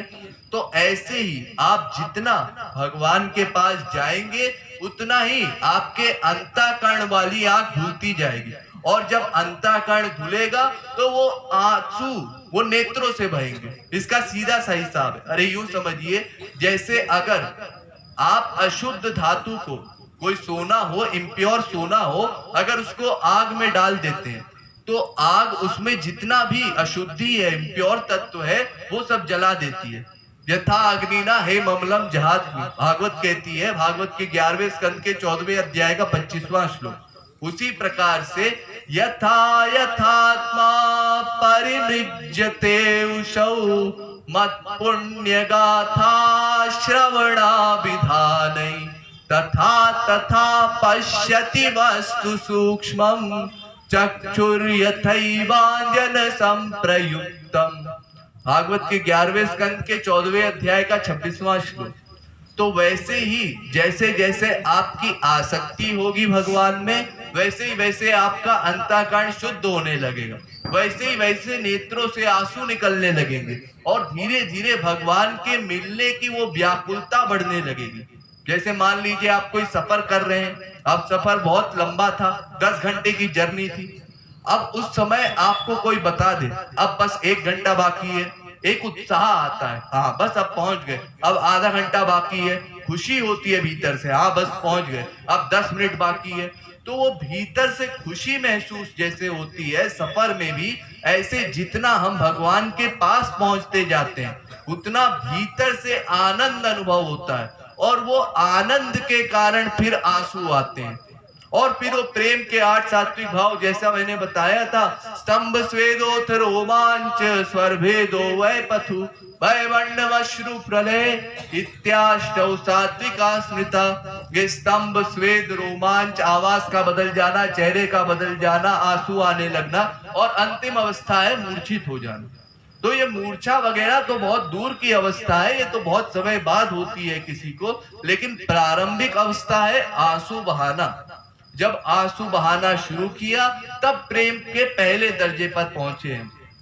और जो आंसू आप भगवान के लिए बहाएंगे उसमें भी 2 प्रकार होंगे, एक भगवान के वियोग में आंसू बहाएंगे और एक मिलन में आंसू बहाएंगे। क्या मतलब कभी ऐसा ध्यान करेंगे कि हम जा रहे हैं श्री कृष्ण से मिलने के लिए, उनके लोक के दरवाजे तक पहुंच गए हैं, लेकिन श्री कृष्ण हमको दर्शन नहीं दे रहे हैं। क्यों नहीं दे रहे हैं? क्योंकि हम अभी अधिकारी नहीं हुए हैं, हम उनके दर्शन पाने के लायक नहीं हुए, तो हम रो रहे हैं, गिड़गिड़ा रहे हैं, दर्शन दे दो गिरधारी। तो ये वियोग का ध्यान, इसमें जो आंसू आएंगे वो गरम गरम आंसू आएंगे। और फिर उसके बाद श्री कृष्ण ने हमारी पुकार सुन ली और हमको अपनाने के लिए वो अकारण करुण अपनी भुजाएं फैला करके हमको आलिंगन देने के लिए आ रहे हैं। और फिर जब उन्होंने आलिंगन दिया तो हमारे नेत्रों से आंसू बहने लगे। संसार में दुख में भी आंसू आते हैं और सुख में भी आंसू आते हैं। जो सुख में आंसू बहेंगे वो फिर ठंडे ठंडे खुशी के आंसू होंगे, और जो वियोग में आंसू आएंगे वो गरम गरम आंसू आएंगे। दोनों में हमारे नेत्रों से आंसू बहेंगे। अच्छा, तो देखिए, जब हम भगवान का रूप ध्यान करते हैं उसमें एक गड़बड़ी क्या होती है, स्वाभाविक गड़बड़ी जो अधिकतम लोग करते हैं, वो ये कि भगवान का ध्यान करते समय भगवान को बिल्कुल जड़ बना देते हैं। जैसे हमने मंदिरों में भगवान को देखा है, मूर्ति जैसे खड़ी रहती है, एक हाथ आशीर्वाद देते हुए, एक हाथ में पुष्प पकड़े हुए, या जैसी भी आपने यहाँ कटआउट में देखा, तो जैसा आपने स्वरूप देखा बस वैसा ही जड़ स्वरूप ध्यान करते हैं। भगवान का चैतन्य स्वरूप कोई ध्यान नहीं करता। तो जड़ ध्यान हमको नहीं करना है, हमको ऐसा ध्यान करना है जैसे हम संसारी लोगों से मिला करते हैं। जैसे किसी से मिलते हैं तो वो चलते हुए हमारे सामने आता है, फिर हमसे बातें करता है, अपनी आंख की पलक भजता है, हाथ पैर हिलाता है। इस तरह से भगवान का ध्यान करना है कि ठाकुर जी हमारे सामने चल करके आ रहे हैं, हम कहते हैं ठाकुर जी हम आपसे कब मिलेंगे, आप हमको कब बुलाएंगे अपने पास। ठाकुर जी कहते हैं अभी तुम्हारा बर्तन ठीक नहीं है, अर्थात अंतःकरण शुद्ध नहीं है, तो हमारा अंतःकरण शुद्ध कर दीजिए। गुरु जी ने क्या बताया था, कैसे अंतःकरण शुद्ध होगा? हाँ मैं जानता हूं, मैं साधना करूंगा, अपना अंतःकरण शुद्ध करूंगा। इस तरह की भावना बना करके अपनी इंद्रियों को भगवान के प्रति व्याकुलता युक्त बनाना। जब कोई साधक साधना करता है तो अपने आप को सबसे निम्न कक्षा में मान करके साधना करना है। ये गौरांग महाप्रभु ने पहला नियम बताया था कि त्रिणादपि सुनीचेन तरोरपि सहिष्णुना अमानिना मान देन कीर्तनीय सदा हरि। तृण से बढ़ करके अपने आप को दीन मानो। जैसे घास होती है ना, घास पर आप पैर रख देते हैं, ये घास भी हमारी तरह एक जीव है, लेकिन वो घास शिकायत नहीं करती, वो दब जाती है। जैसे पेड़ को हम कितने कष्ट देते हैं, लेकिन पेड़ कोई शिकायत नहीं करता हमसे। इसी तरह की हमारे भीतर दीनता भाव हो, हम सबसे छोटे हैं इस तरह का भाव हो, हम बहुत बड़े पतित हैं, अपराधी हैं, ऐसा भाव। अजी ऐसा भाव कैसे आएगा? हमने तो कोई अपराध किया नहीं, कोई बड़ा पाप किया नहीं। हाँ मौके बेमौके कभी झूठ बोल दिया करते हैं, लेकिन ये झूठ बोलना कोई इतना बड़ा अपराध तो है नहीं कि हम अपने आप को महापापी मान लें। अरे देखिए, एक बात सोचिए कि आपके अनंत जन्म बीत चुके, और अगर आपने एक जन्म में एक अपराध भी किया होगा तो भी अनंत अपराध हो गए, वो आपके संचित कर्म है। तो इस तरह से प्रत्येक जीव ने तमाम तरह के पाप किए। अरे जब संत महापुरुष लोग ऐसा कहा करते हैं कि मौसम कौन कुटिल खल कामी, तो हम किस खेत की मूली हैं? हमने भी तमाम प्रकार के अपराध किए हैं, लेकिन अपनी गलती कोई मानता नहीं है, अपना अपराध कोई मानता नहीं। सब सोचते हैं हम जो भी करते हैं वो सब ठीक करते हैं, वो सब सही है, लेकिन ऐसा नहीं है। क्या जी आपके कहने का मतलब है कि हम सब पाप करते हैं? पाप और पुण्य की परिभाषा सब जगह अलग अलग बताई गई है। एक परिभाषा ये भी कहती है, गीता में भगवान ने कहा है कि मम निमित्ते कृतम पापम पुण्याय एव कल्पते मामत्र हत्य धमोपि पापम स्थानम तत् प्रभावतः। मेरे निमित्त किया गया महापाप भी पुण्य है, और मुझको छोड़ करके किया गया कितना ही बड़ा पुण्य हो वो पाप है। इसका क्या मतलब? इसका ये मतलब है कि जितनी देर आपके मन का लगाव भगवान के भीतर है, उतनी देर आप धर्म का पालन कर रहे हैं। और अगर आपका मन भगवान से अलग कहीं पर लगा हुआ है तो आप पाप कर रहे हैं। वो चाहे कितना ही बढ़िया कर्म आप करें, आप अपने माँ बाप की सेवा कर रहे हैं लेकिन कभी भगवान का ध्यान नहीं दिया तो आप पाप कर रहे हैं। अजी ऐसे कैसे? अगर कोई गलत काम करता है तो उसको ऐसी फीलिंग होती है मैं अपराध कर रहा हूं, मैं कोई गलती कर रहा हूं, और हमको ऐसी फीलिंग तब नहीं हुआ करती। अच्छा ये बताइए, बड़े बड़े डकैत हैं, बड़े बड़े मर्डरर हैं, ये लोग कोई गलत काम करते हैं तो क्या इनको ऐसी फीलिंग होती है कि मैं कोई गलत काम करता हूं, क्या मुझसे कोई अपराध हुआ? बड़े बड़े डकैत अपने कन्फेशन में ये कहा करते हैं कि हमने कुछ गलत नहीं किया। क्या गलत किया? अरे संसार में भी जैसे कोई मच्छर है, कोई कीड़ा है, वो किसी को परेशान करता है, हम उसको मार देते हैं। हाँ ये मच्छर बहुत काट रहा था, बहुत परेशान करता था, मार दो इसको। ऐसे ही वो गुंडे कहते हैं हमको कोई जीव परेशान करता है, हम उसको मार देते हैं। तो जब किसी मच्छर के मरने पर, किसी चींटी के मरने पर हमको कभी दुख नहीं होता, तो इंसान के मरने पर हम क्यों शोक करें? या कितना भी कोई डकैत हो, उससे पूछो कि तुम चोरी करते हो, डकैती करते हो, ये गलत काम करते हो, ऐसा काम क्यों करते हो? वो कहेगा क्यों जी, हम किसी गरीब के घर डाका डालते हैं, हम तो अमीरों के यहाँ ही डाका डालते हैं। और सीबीआई भी यही काम करती है, इनकम टैक्स वाले भी यही काम करते हैं। अचानक से किसी अमीर के घर घुस जाएंगे, उसकी सारी संपत्ति लेकर के भाग जाएंगे, लेकिन वो करें तो लीगल है, हम करें तो इलीगल है। ऐसा क्यों है? इन प्रश्नों का क्या जवाब देंगे आप? यही जवाब है कि गलत काम करते करते फिर धीरे धीरे सही लगने लगता है। किसी मर्डरर से आप पूछिए कि जब उसने पहला खून किया था तो उसके भीतर कैसी भावना हुई थी। वो कहेगा हम पहली रात सो नहीं पाए थे, हमारे हाथ पैर कांप रहे थे, हमने खाना नहीं खाया था, एक दिन भीतर से बहुत धुक-पुक हो रही थी। फिर उसके बाद क्या किया? फिर उसके बाद दूसरा मर्डर किया, तीसरा मर्डर किया, 4-10 मर्डर किए, और उसके बाद मर्डर करते करते अब उसके बाद बड़ा गैंगस्टर हो गया, बहुत बड़ा गुंडा हो गया वो। अब उसके बाद किसी को मारते समय उसके भीतर में कोई धुक-पुक नहीं होती, उसको ये काम गलत नहीं लगता, अब करते करते गलत काम सही लगने लगा। ऐसे ही हम संसार में कोई भी काम करते हैं, वो भले गलत हो, लेकिन वो करते करते हमको ठीक लगने लगता है। तो हमारा काम क्या है? हम किसी भी प्रकार से बस भगवान के मिलने की वो व्याकुलता बढ़ाएं, और वो व्याकुलता इतनी ज्यादा हो कि भगवान के मिले बिना रहा ना जाए। बस यही भक्ति है। भक्ति का यही लक्षण है कि तद विस्मरणे परम व्याकुलता, उनके मिलन की परम व्याकुलता। और वो व्याकुलता कैसी हो, ये बहुत कोशिश किया संत महात्माओं ने बताने की कि कैसे बताए जीवों को कि वो मिलने की व्याकुलता कैसी है, लेकिन कोई चीज मिली नहीं। फिर उन्होंने सोचा संसार की कोई कचरा ही चीज मिल जाए, वही उदाहरण स्वरूप दे देते। तो फिर तुलसीदास को लिखना पड़ा कि कामी ही नारी प्यारी जिमी, लोभी प्रिय जिमीदाम। एक अंश बताया उन्होंने कि जैसे एक कामी पुरुष को अपनी कामिनी को मिलने की इच्छा होती है, जैसे किसी को काम भाव एकदम कामांध हो जाए वो, तो उसको कैसे इच्छा होती है कि हम कैसे मिले उससे, किस तरह से मिले, कैसा जुगाड़ बिठाए, निरंतर उसका मन लगा रहता है उसी चक्कर में कि किसी प्रकार से हम इन सब से पिंड छुड़ाएं और उसके पास चले जाएं। जैसे किसी लोभी को अपनी धन में, संपत्ति में अटैचमेंट होता है, उस तरह का अटैचमेंट हो हमारा भगवान के प्रति।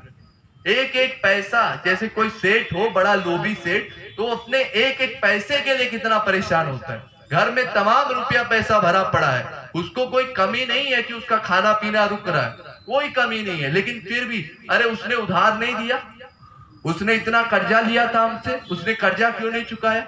इस तरह दिन भर एक एक पैसे के लिए वो परेशान रहता है। क्यों? क्योंकि निरंतर उसने अपने मन का अटैचमेंट उन्हीं चीजों में लगाया, बार बार उन्हीं चीजों का चिंतन किया, तो पूरे जीवन रुपया पैसा का चिंतन किया, इसलिए पैसे में ही उसकी आसक्ति है। अरे छड़सा छड़सो विद्या, कणसा कणसो धनम। एक एक पैसा जोड़ करके कोई लखपति बनता है, करोड़पति बनता है।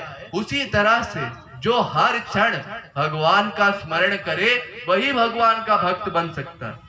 नहीं तो ऐसे कोई त्योहार पड़ा, जन्माष्टमी पड़ा, रामनवमी पड़ा, और आप 2 घंटे को मिलकर के इकट्ठा हुए और आपने कीर्तन कर लिया, बाकी समय आपने कह दिया हम किसी भगवान को नहीं जानते, हम रामकृष्ण को नहीं जानते, तो आप आस्तिक नहीं बन सकते, तो आपका मन भगवान में नहीं लग पाएगा। मन तब लगेगा जब निरंतर भगवान का स्मरण बना रहे, और वो निरंतर स्मरण बना रखने के लिए रूप ध्यान करना पड़ेगा। अच्छा ठीक है, हम रूप ध्यान करने बैठे, हमने आंख बंद किया, हम ठाकुर जी का स्वरूप बनाने लगे। हाँ, ठाकुर जी का मुकुट ऐसा है, ठाकुर जी के नेत्र ऐसे हैं, लेकिन बनाने लगे और नेत्र ठाकुर जी के बनाते समय अपने बीबी की आंख आ गई सामने। कई लोग होते हैं ना संसार में, उनकी इतनी आसक्ति होती है कि उनका मन का अटैचमेंट बार बार संसार की तरफ जाता है, तो भगवान का जब ध्यान करने चले तो भी संसार का ध्यान होने लगा। अब जब संसार का ध्यान हुआ तो साधक घबराया, अरे ये तो बड़ा अपराध हो गया, हम भगवान की आंख बना रहे थे, अपनी बीबी की आंख आ गई, अब क्या करें, अब भगवान का ध्यान नहीं करेंगे, अपराध नहीं करेंगे। अरे घबराइए मत, बार बार जब आपने मन को संसार में ले जाने का प्रयत्न किया है, तो संसार में स्वाभाविक रूप से जाएगा, उसमें घबराना नहीं है हमको। फिर से डट करके फिर से भगवान का रूप बनाइए। हाँ, अब की बार भगवान का रूप बनाएंगे, तो ऐसे जब हम भगवान में मन को लगाएंगे तो हटने का परसेंटेज कम होने लगेगा, फिर लगने का परसेंटेज बढ़ने लगेगा। ध्यान दीजिए, हमने पहला स्टेप क्या किया, अपने मन को संसार से हटाया, ये वैराग्य। फिर उसके बाद दूसरा स्टेप, मन भगवान में लगाया, ये अभ्यास किया। इसी का उपदेश दिया भगवान ने, अभ्यासेन तु कौन्तेय अवैराग्येन च गृह्यते। गीता के 6वें अध्याय का 35वां श्लोक। ये संसार से मन को हटाना, ये वैराग्य, और मुझ में लगाना, ये अभ्यास, ये 2 चीजें करो। लेकिन तीसरा स्टेप वो किया नहीं, वो अपने आप हो गया। वो क्या? मन संसार में हट आया। तो हट आने पर घबराना नहीं। जैसे आप जब छोटे से थे और जब आप चलने की कोशिश कर रहे थे, कोई छोटा सा बच्चा जब चलने की कोशिश करता है तो शुरू में लड़खड़ाता है, हजारों बार गिरता है नीचे, कोई मुंह के बल गिर गया, कहीं यहाँ चोट लग गई, कहीं घुटने में चोट लग गई, ये तमाम बार उसको चोट लगती रहती है। लेकिन फिर भी वो बच्चा कभी हार नहीं मानता। चलो ठीक है, गिर गए, फिर उसके बाद उठने की कोशिश किया, फिर किसी के सहारे उठा, खड़ा हुआ, फिर लड़खड़ा के चलने लगा, फिर गिर गया, फिर उसके बाद उठा, फिर चलने की कोशिश किया। कभी वो हिम्मत नहीं हारता। आप ऐसा संसार में कोई व्यक्ति नहीं देखेंगे कि भाई ये बचपन में गिर गए थे चलते हुए, उसके बाद इन्होंने चलने की कोशिश ही नहीं की। ऐसा कोई बच्चा नहीं होता। बचपन में हर बच्चा गिरता है, फिर चलने की कोशिश करता है। ऐसे ही हम जब साधना करेंगे, रूप ध्यान करेंगे, तो हमारा मन स्वाभाविक रूप से संसार में हट आएगा। लेकिन उसमें घबराना नहीं है। फिर भगवान में लगाने का प्रयत्न कीजिए, फिर हटाएगा, फिर भगवान में लगाने का प्रयत्न कीजिए। यही साधना। और ऐसी साधना करते वक्त भगवान में मन लगाने के लिए आंसू बहाने की कोशिश करनी है। कई लोग फिर ऐसा बोलेंगे कि अजी हम आंसू बहाना नहीं चाहते, ये आंसू बहाना हमको बहुत बेकार लगता है, तो कोई और साधन मिल जाए, फिर यहाँ वहां जाया करेंगे। कोई कहेगा अरे एक काम करो, हनुमान चालीसा पढ़ा करो, कोई कहेगा दुर्गा सप्तशती का पाठ किया करो, कोई कहेगा गीता का पाठ किया करो। ऐसे तमाम प्रकार के उपदेश आपको सुनने मिलेंगे और ये उपदेश सुनते सुनते आप अपना सारा जीवन बिता दें और एक जगह आसक्ति ना करने के कारण पूरे जीवन में कोई फल नहीं मिलेगा। अरे यूं समझिए, जैसे अगर आपको कुआं खोदना है तो कुआं खोदने के लिए एक जगह आसक्ति करनी पड़ती है।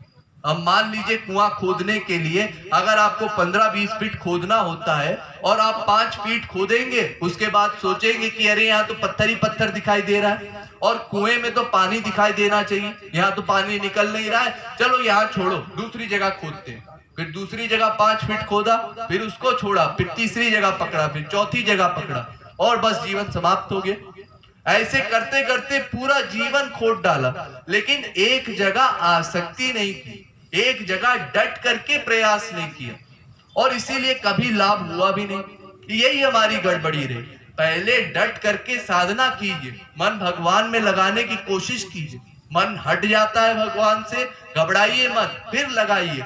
तो इससे अगर आपका मन 1 मिनट बाद हट जाता था तो फिर 1.5 मिनट लगेगा, फिर 2 मिनट लगेगा, फिर 5 मिनट लगेगा, फिर 10 मिनट लगेगा, धीरे धीरे तो बढ़ेगा। अगर मान लीजिए किसी को अपना स्टेमिना बढ़ाना हो तो एकदम से तो स्टेमिना नहीं बढ़ जाता ना। जैसे शरीर को भी समय लगता है, ऐसे मन को भी समय लगता है। मन भी धीरे धीरे लगता है, एकदम से नहीं लग जाएगा। तो इसलिए आपको विचलित नहीं होना है, घबराना नहीं है, फिर लगाइए मन को, तो फिर धीरे धीरे लगने लगेगा। अरे यूं समझिए, जैसे जब आप पहले पहले नौकरी करने गए थे, पहले दिन ऑफिस में गए थे, तो एक स्वाभाविक नर्वसनेस होती है। ऑफिस में सब लोग कैसे होंगे, हम अपना काम ठीक ठीक कर पाएंगे कि नहीं, बॉस कैसा होगा, और उस अनुसार मन विचलित होता है। लेकिन फिर धीरे धीरे ऑफिस जाते जाते सब हैबिचुअल हो जाते हैं, फिर उसके बाद कोई डर नहीं रहता किसी को, फिर सब नेचुरल लगने लगता है। जैसे कोई स्त्री जब पहली बार ससुराल जाती है तो उसके हृदय में स्वाभाविक एक डर रहता है कि मैं जिस घर जा रही हूँ पता नहीं वहां कैसा व्यवहार होगा मेरे साथ, लोग मुझे मानेंगे कि नहीं मानेंगे, पति कैसा होगा, सास कैसी होगी, घर वाले कैसे होंगे, ये तमाम तरह के विचार उसके मन में रहते हैं। लेकिन फिर धीरे धीरे जैसे जैसे वो घर में रहती है, जैसे जैसे अपना सब काम करने लगती है, फिर हैबिचुअल हो जाता है, फिर तो घर की मालकिन वही बन जाती है। फिर कोई काम होता है तो उसकी इजाजत से होता है और कोई काम उसकी इजाजत के बिना नहीं हुआ तो पूछती है कि भाई बिना मेरी अनुमति के कैसे तुमने ऐसा कर दिया, घर की मालकिन मैं हूं। पति को भी ऐसी बात बोल देती है जबकि पति के घर में वो आई थी। ऐसी भी कई बार सिचुएशन हो जाती है। क्यों हो जाती है? करते करते फिर वो काम नेचुरल होने लगता है।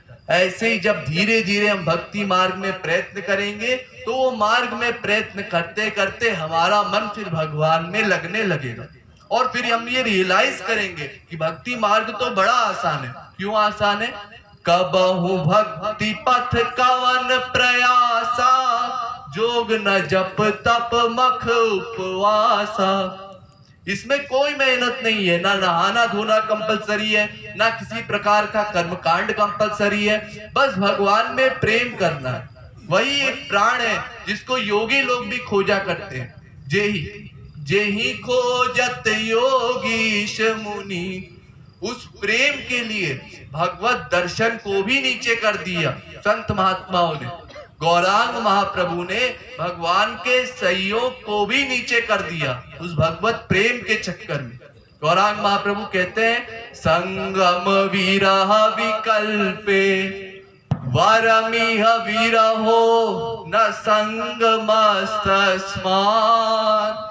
संगे सैह तथैकपि त्रिभुवनमपि तन्मयम् विरहे। अर्थात श्री कृष्ण प्रेम में भी जो श्री कृष्ण के सामने खड़े हैं वो भगवान की रानियां, वो भगवान का दर्शन स्पर्श पा रही हैं, लेकिन उनका प्रेम छोटा है। और जो श्री कृष्ण के वियोगी हैं वो गोपियां, उनका प्रेम श्री कृष्ण से बड़ा है। इसलिए वियोग में अधिक सुख मान रहे हैं महापुरुषों में धुनीर लोग भी, गौरांग महाप्रभु श्री के राधा अवतार भी। क्यों? क्योंकि वियोग में तो प्रियतम का हर दिशा में हर जगह दर्शन होता है। संयोग में तो प्रियतम एक ही रूप में दिखाई पड़ता है, एक ही स्थान पर दिखाई पड़ता है, लेकिन वियोग में त्रिभुवनमपि तन्मयम् विरहे, पूरा विश्व त्रिभुवनमय, पूरा विश्व प्रियतममय दिखाई पड़ता है। हर जगह ठाकुर जी दिखाई पड़ते हैं। इसलिए वियोग ही जीवन है, वियोग ही श्रेष्ठ है। अरे वियोग पाने वाली उन गोपियों को वो स्थान दे दिया गया जो गोपियों को स्थान मिला वो किसी को नहीं मिला। ये जो ठाकुर जी की पटरानियां थी, इनको तो पनिहारिन की सीट नहीं दी गई वृंदावन में। पनिहारिन माने पानी देने वाली नौकरानी होती है ना, वो सीट भी नहीं मिली वृंदावन में। और वियोग पाने वाली गोपियों को वो स्थान मिला जहां वेद की ऋचाएं भी नहीं पहुंच सकती, जो रस ब्रह्मा शंकर को भी नहीं मिल सकता।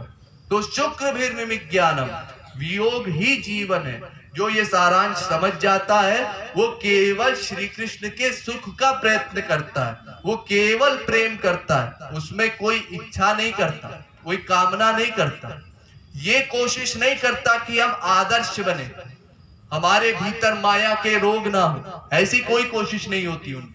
जैसे आप लोग देखते हैं ना, तमाम महात्मा लोग आते हैं और वो कहते हैं कि देखो भाई, ये काम क्रोध लोभ मोह ये सब छोड़ना चाहिए, ये माइक विकार है तो काम छोड़ो, क्रोध छोड़ो, लोभ छोड़ो, मोह छोड़ो।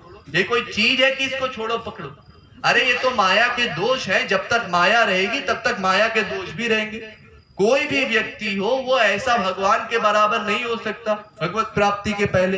एक दिन मैंने आपको कथा बताया था ना, सीता जी ने प्रश्न किया था कि ना कश्चित ना अपराध्यति। तो जब तक कोई माया के अंडर में रहेगा उसके अंदर माइक दोष तो रहेंगे, ये कोई बड़ी बात नहीं है। तो ये जो माइक दोष है इनको छोड़ा नहीं जा सकता, हाँ कम किया जा सकता है, लेकिन करना क्या है हमको? इनको भगवान की तरफ मोड़ देना है, संसार में नहीं करना है। संसार में आसक्ति है, इसलिए संसार के प्रति क्रोध आता है, कामना उत्पन्न होती है संसार की, क्योंकि हमने संसार का बार बार चिंतन किया। अगर वही कामना भगवान के प्रति हो जाए तो वो कामना शुद्ध हो जाएगी। अगर वही क्रोध भगवान के प्रति मोड़ दिया जाए तो वो क्रोध भी ठीक ठीक हो जाएगा।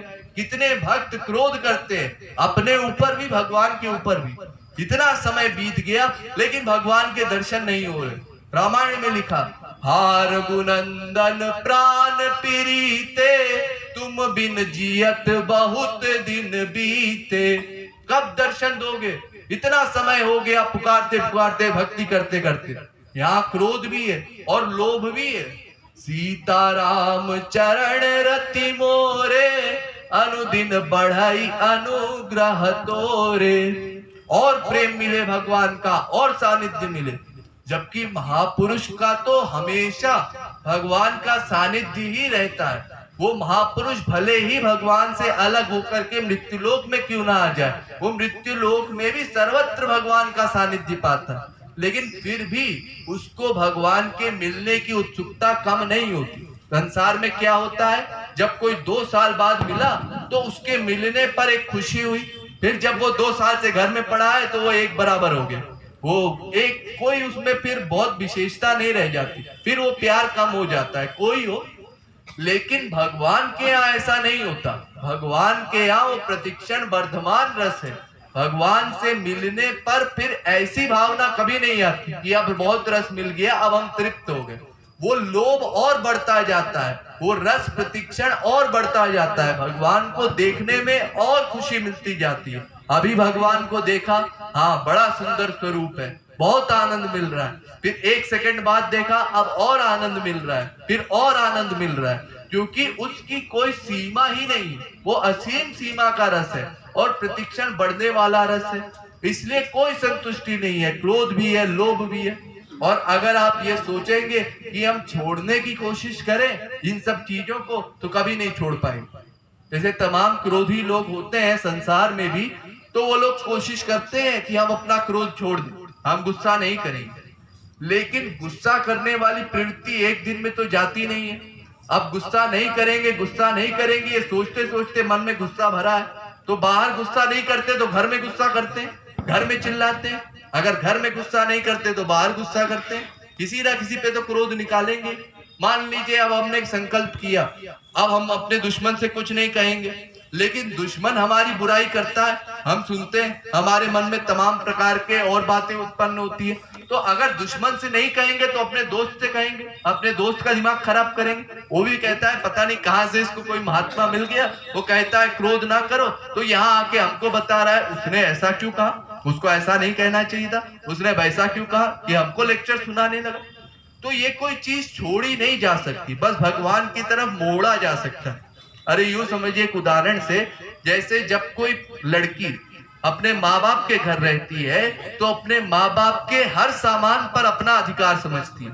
वो छोटी सी बच्ची जब अपने दोस्तों को अपने घर बुलाती है तो कहती है ये मेरा कमरा है, ये मेरा बिस्तर है, ये मेरा टीवी है, ये मेरा टेडी है। ऐसे सब चीजों में अपनी भावना रखती है, ये सब मेरा है। लेकिन वही लड़की जब बड़ी हो जाती है, जब उसकी शादी हो जाती है, तो अचानक से पता नहीं कहां से एक ब्रह्म ज्ञान आ जाता है कि पति का घर ही मेरा घर है। और फिर उसके बाद स्वाभाविक जितना भी स्वार्थ है वो पति से जुड़ जाता है। फिर उसके बाद पति के सुख में अपना सुख मानती है, फिर अपने माँ बाप के सुख को अपना सुख नहीं मानती, फिर उनके सामान को अपना नहीं मानती, फिर अपने पति के सामान को अपना मानती है। तो ऐसे ही अगर हमें ये मन में विश्वास हो जाए कि भगवान में ही सुख है, तो हम अपने आप संसार में सुख नहीं मानेंगे। बस ये विश्वास होने की देर है कि भगवान में ही सुख है। अरे जब हमको संसारी चीजों की लत लग जाती है, कई लोगों की सिगरेट की लत लग जाती है, कई लोगों की शराब पीने की लत लग जाती है, कई लोगों को गुटखा खाने की लत लग जाती है, तो जब ऐसे संसारी गंदी चीजों की आदत पड़ जाती है तो भगवान की आदत क्यों नहीं पड़ेगी। वहां तो रस है भी नहीं, वो तो सब हानिकारक चीज है। लेकिन यहाँ तो रस भी मिलता है, कुछ मिलता है, तभी तो भक्त अपना घर बार छोड़ करके वैराग्य हो करके जंगलों में भागते हैं। नहीं तो अगर किसी को कुछ ना मिले तो किसी का दिमाग खराब है कि भगवान के पीछे भागेगा, कुछ ना कुछ तो उसको मिलता होगा ना। तो अगर हम ऐसे ही प्रयत्न करें और बार बार मन लगाने की कोशिश करेंगे, भगवान में रूप ध्यान करेंगे, तो फिर हमारा मन लगने लगेगा। बस यही है कर्म संन्यास की साधना। जब हम कर्म सन्यासी बने तो कोई बाहरी आडंबर ना करें, एक साधक बन करके बैठ जाए और ऐसा सोचे परमात्मा ही मेरा सर्वस्व है, और एकांत में उनका ध्यान करने की कोशिश करें और उसमें आंसू बहाने की कोशिश करें। बस यही है कर्म संन्यास।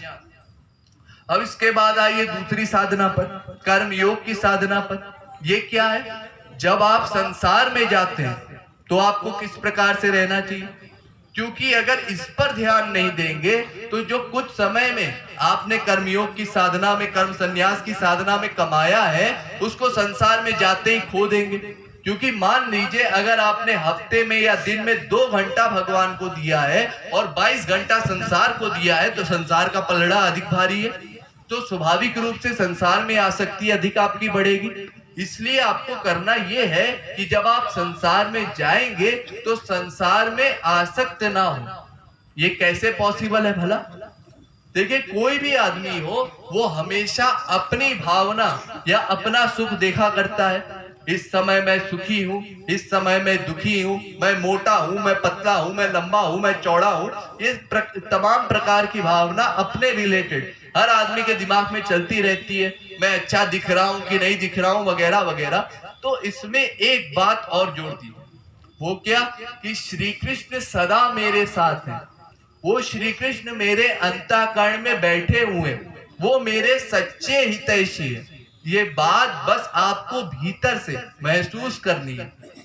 मान लीजिए 1 घंटे में 1 मिनट को क्या 1 सेकंड को, जितनी देर आपको सर खुजाने में लगता है, जितनी देर आप यहाँ वहां देखते हैं, बस उतनी देर में कुछ देर को ये महसूस करना है कि हाँ भगवान देख रहा है, वो भगवान मेरे साथ चलता है, वो भगवान मेरे हृदय में बैठा है। बस ये धीरे धीरे महसूस करने का अभ्यास डालने तो कहीं ना कहीं हमारे मन की आसक्ति भगवान में हो जाती है। अरे हम संसार में देखा करते हैं, अगर आप रोज रास्ते में निकलते हैं और आपको रोज चौराहे पर एक भिखारी दिखाई पड़ता है और आप उसको इग्नोर करने की भी कोशिश करें, लेकिन 1 दिन देखा, 7 दिन देखा, 1 महीना देखा, फिर 1 दिन भी अगर वो आपको दिखाई नहीं देता तो आपकी नजर जाती है, आज वो भिखारी दिखाई नहीं दी।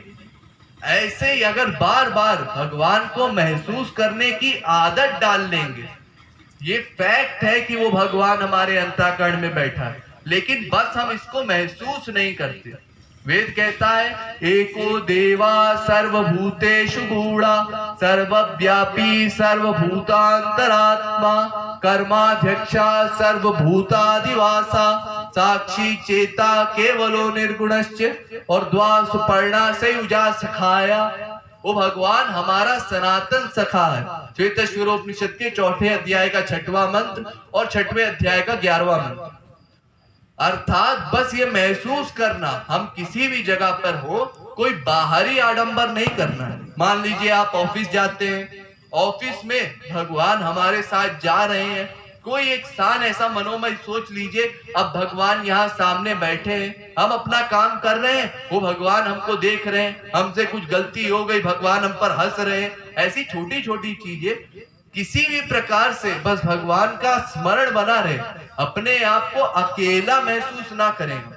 ये जो हमारी बीमारी है कि प्राइवेसी हम पाना चाहते हैं, ये प्राइवेसी बहुत सी गलत चीजें करा देती है।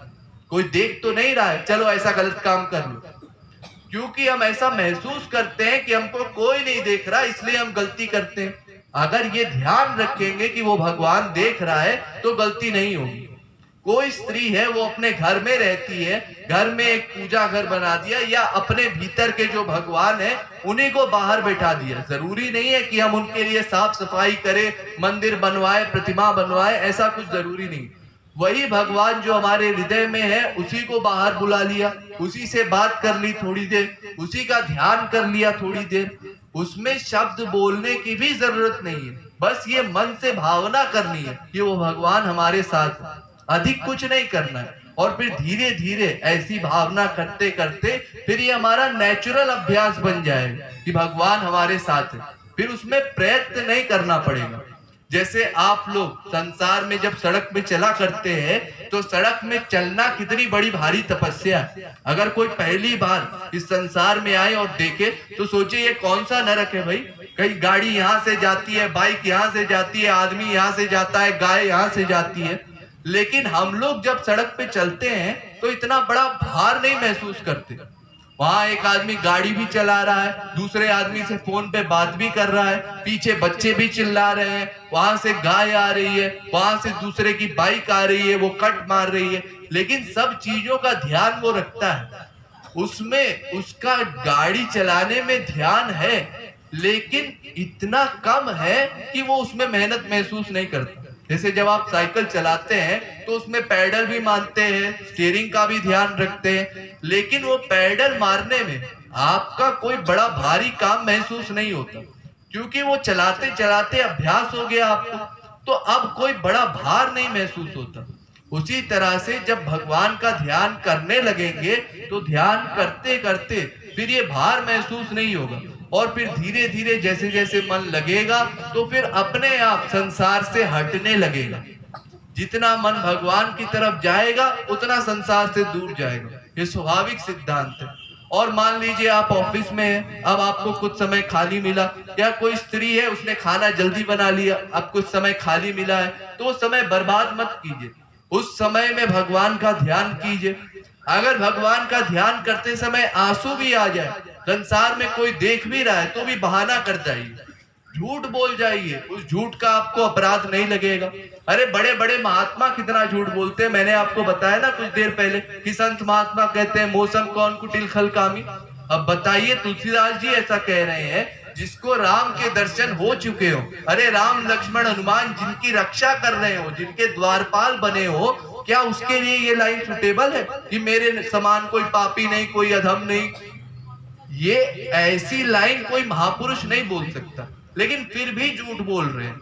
तो ऐसे झूठों का अपराध नहीं लगा करता भगवान के। अरे गोपियां कितना झूठ बोलती हैं, मिलने ठाकुर जी से जाना है, लेकिन घर पे कैसे बताएं कि ठाकुर जी से मिलने जाना है? तो बहाना कर दिया, अरे दही बेचने जा रहे हैं कि पानी भरने जा रहे हैं, इसी बहाने से ठाकुर जी के यहाँ जा रहे हैं। और जा करके ठाकुर जी के घर के पास दही ले लो, माखन ले लो, जबकि ठाकुर जी के यहाँ 9 लाख गाय, नंद बाबा के यहाँ 9 लाख गाय, इतना दूध दही भरा पड़ा है, लेकिन वहां जाके दही ले लो।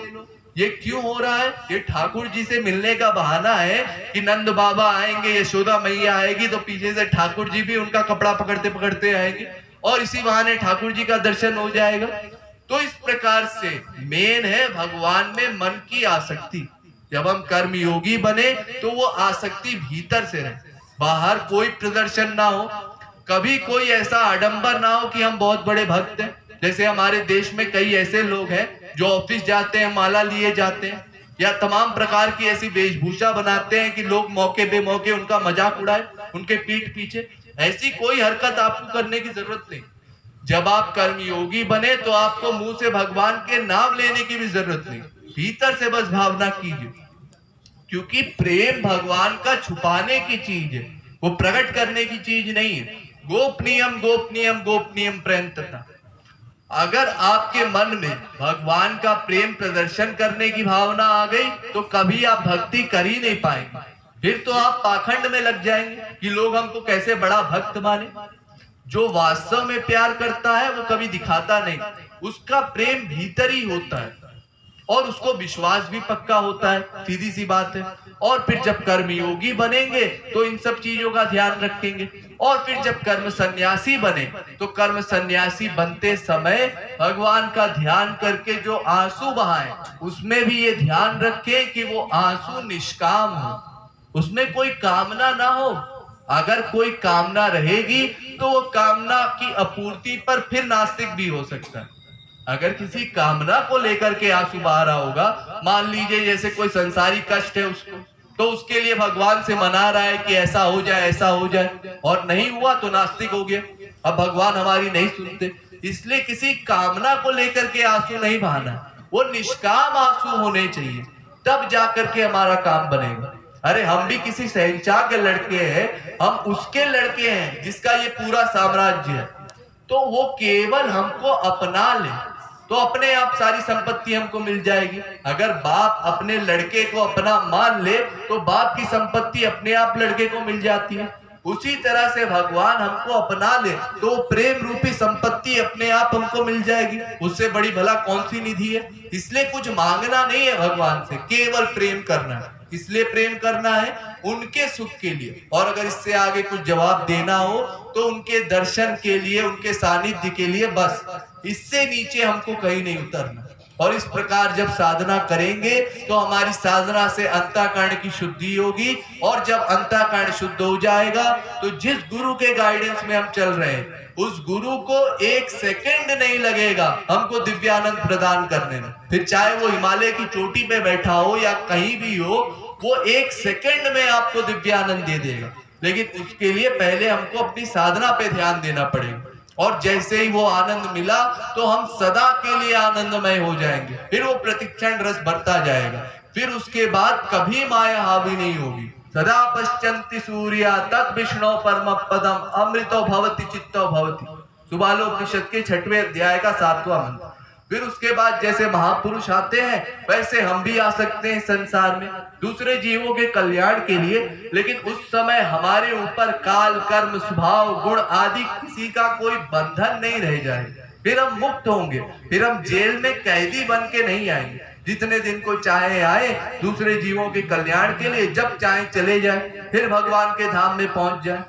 मुझे बस इतना ही कहना है। मैंने इन 15 दिनों में आपसे बहुत सी बातें की, जितनी मेरी योग्यता थी, जितनी मेरी बुद्धि थी, उस अनुसार मैंने महाराज जी का सिद्धांत आप सबको बताने की चेष्टा की है।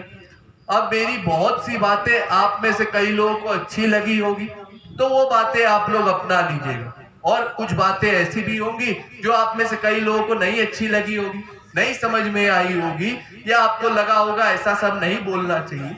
स्वाभाविक सी बात है, सबके संस्कार अलग अलग हैं, सबकी संगत अलग अलग है, तो इसलिए बहुत सी बातें हैं। तो जो बातें आपको अच्छी लगी हैं उनको आप अपना लीजिए, और जो बात अच्छी नहीं भी लगी है उसको समझने का प्रयास कीजिए।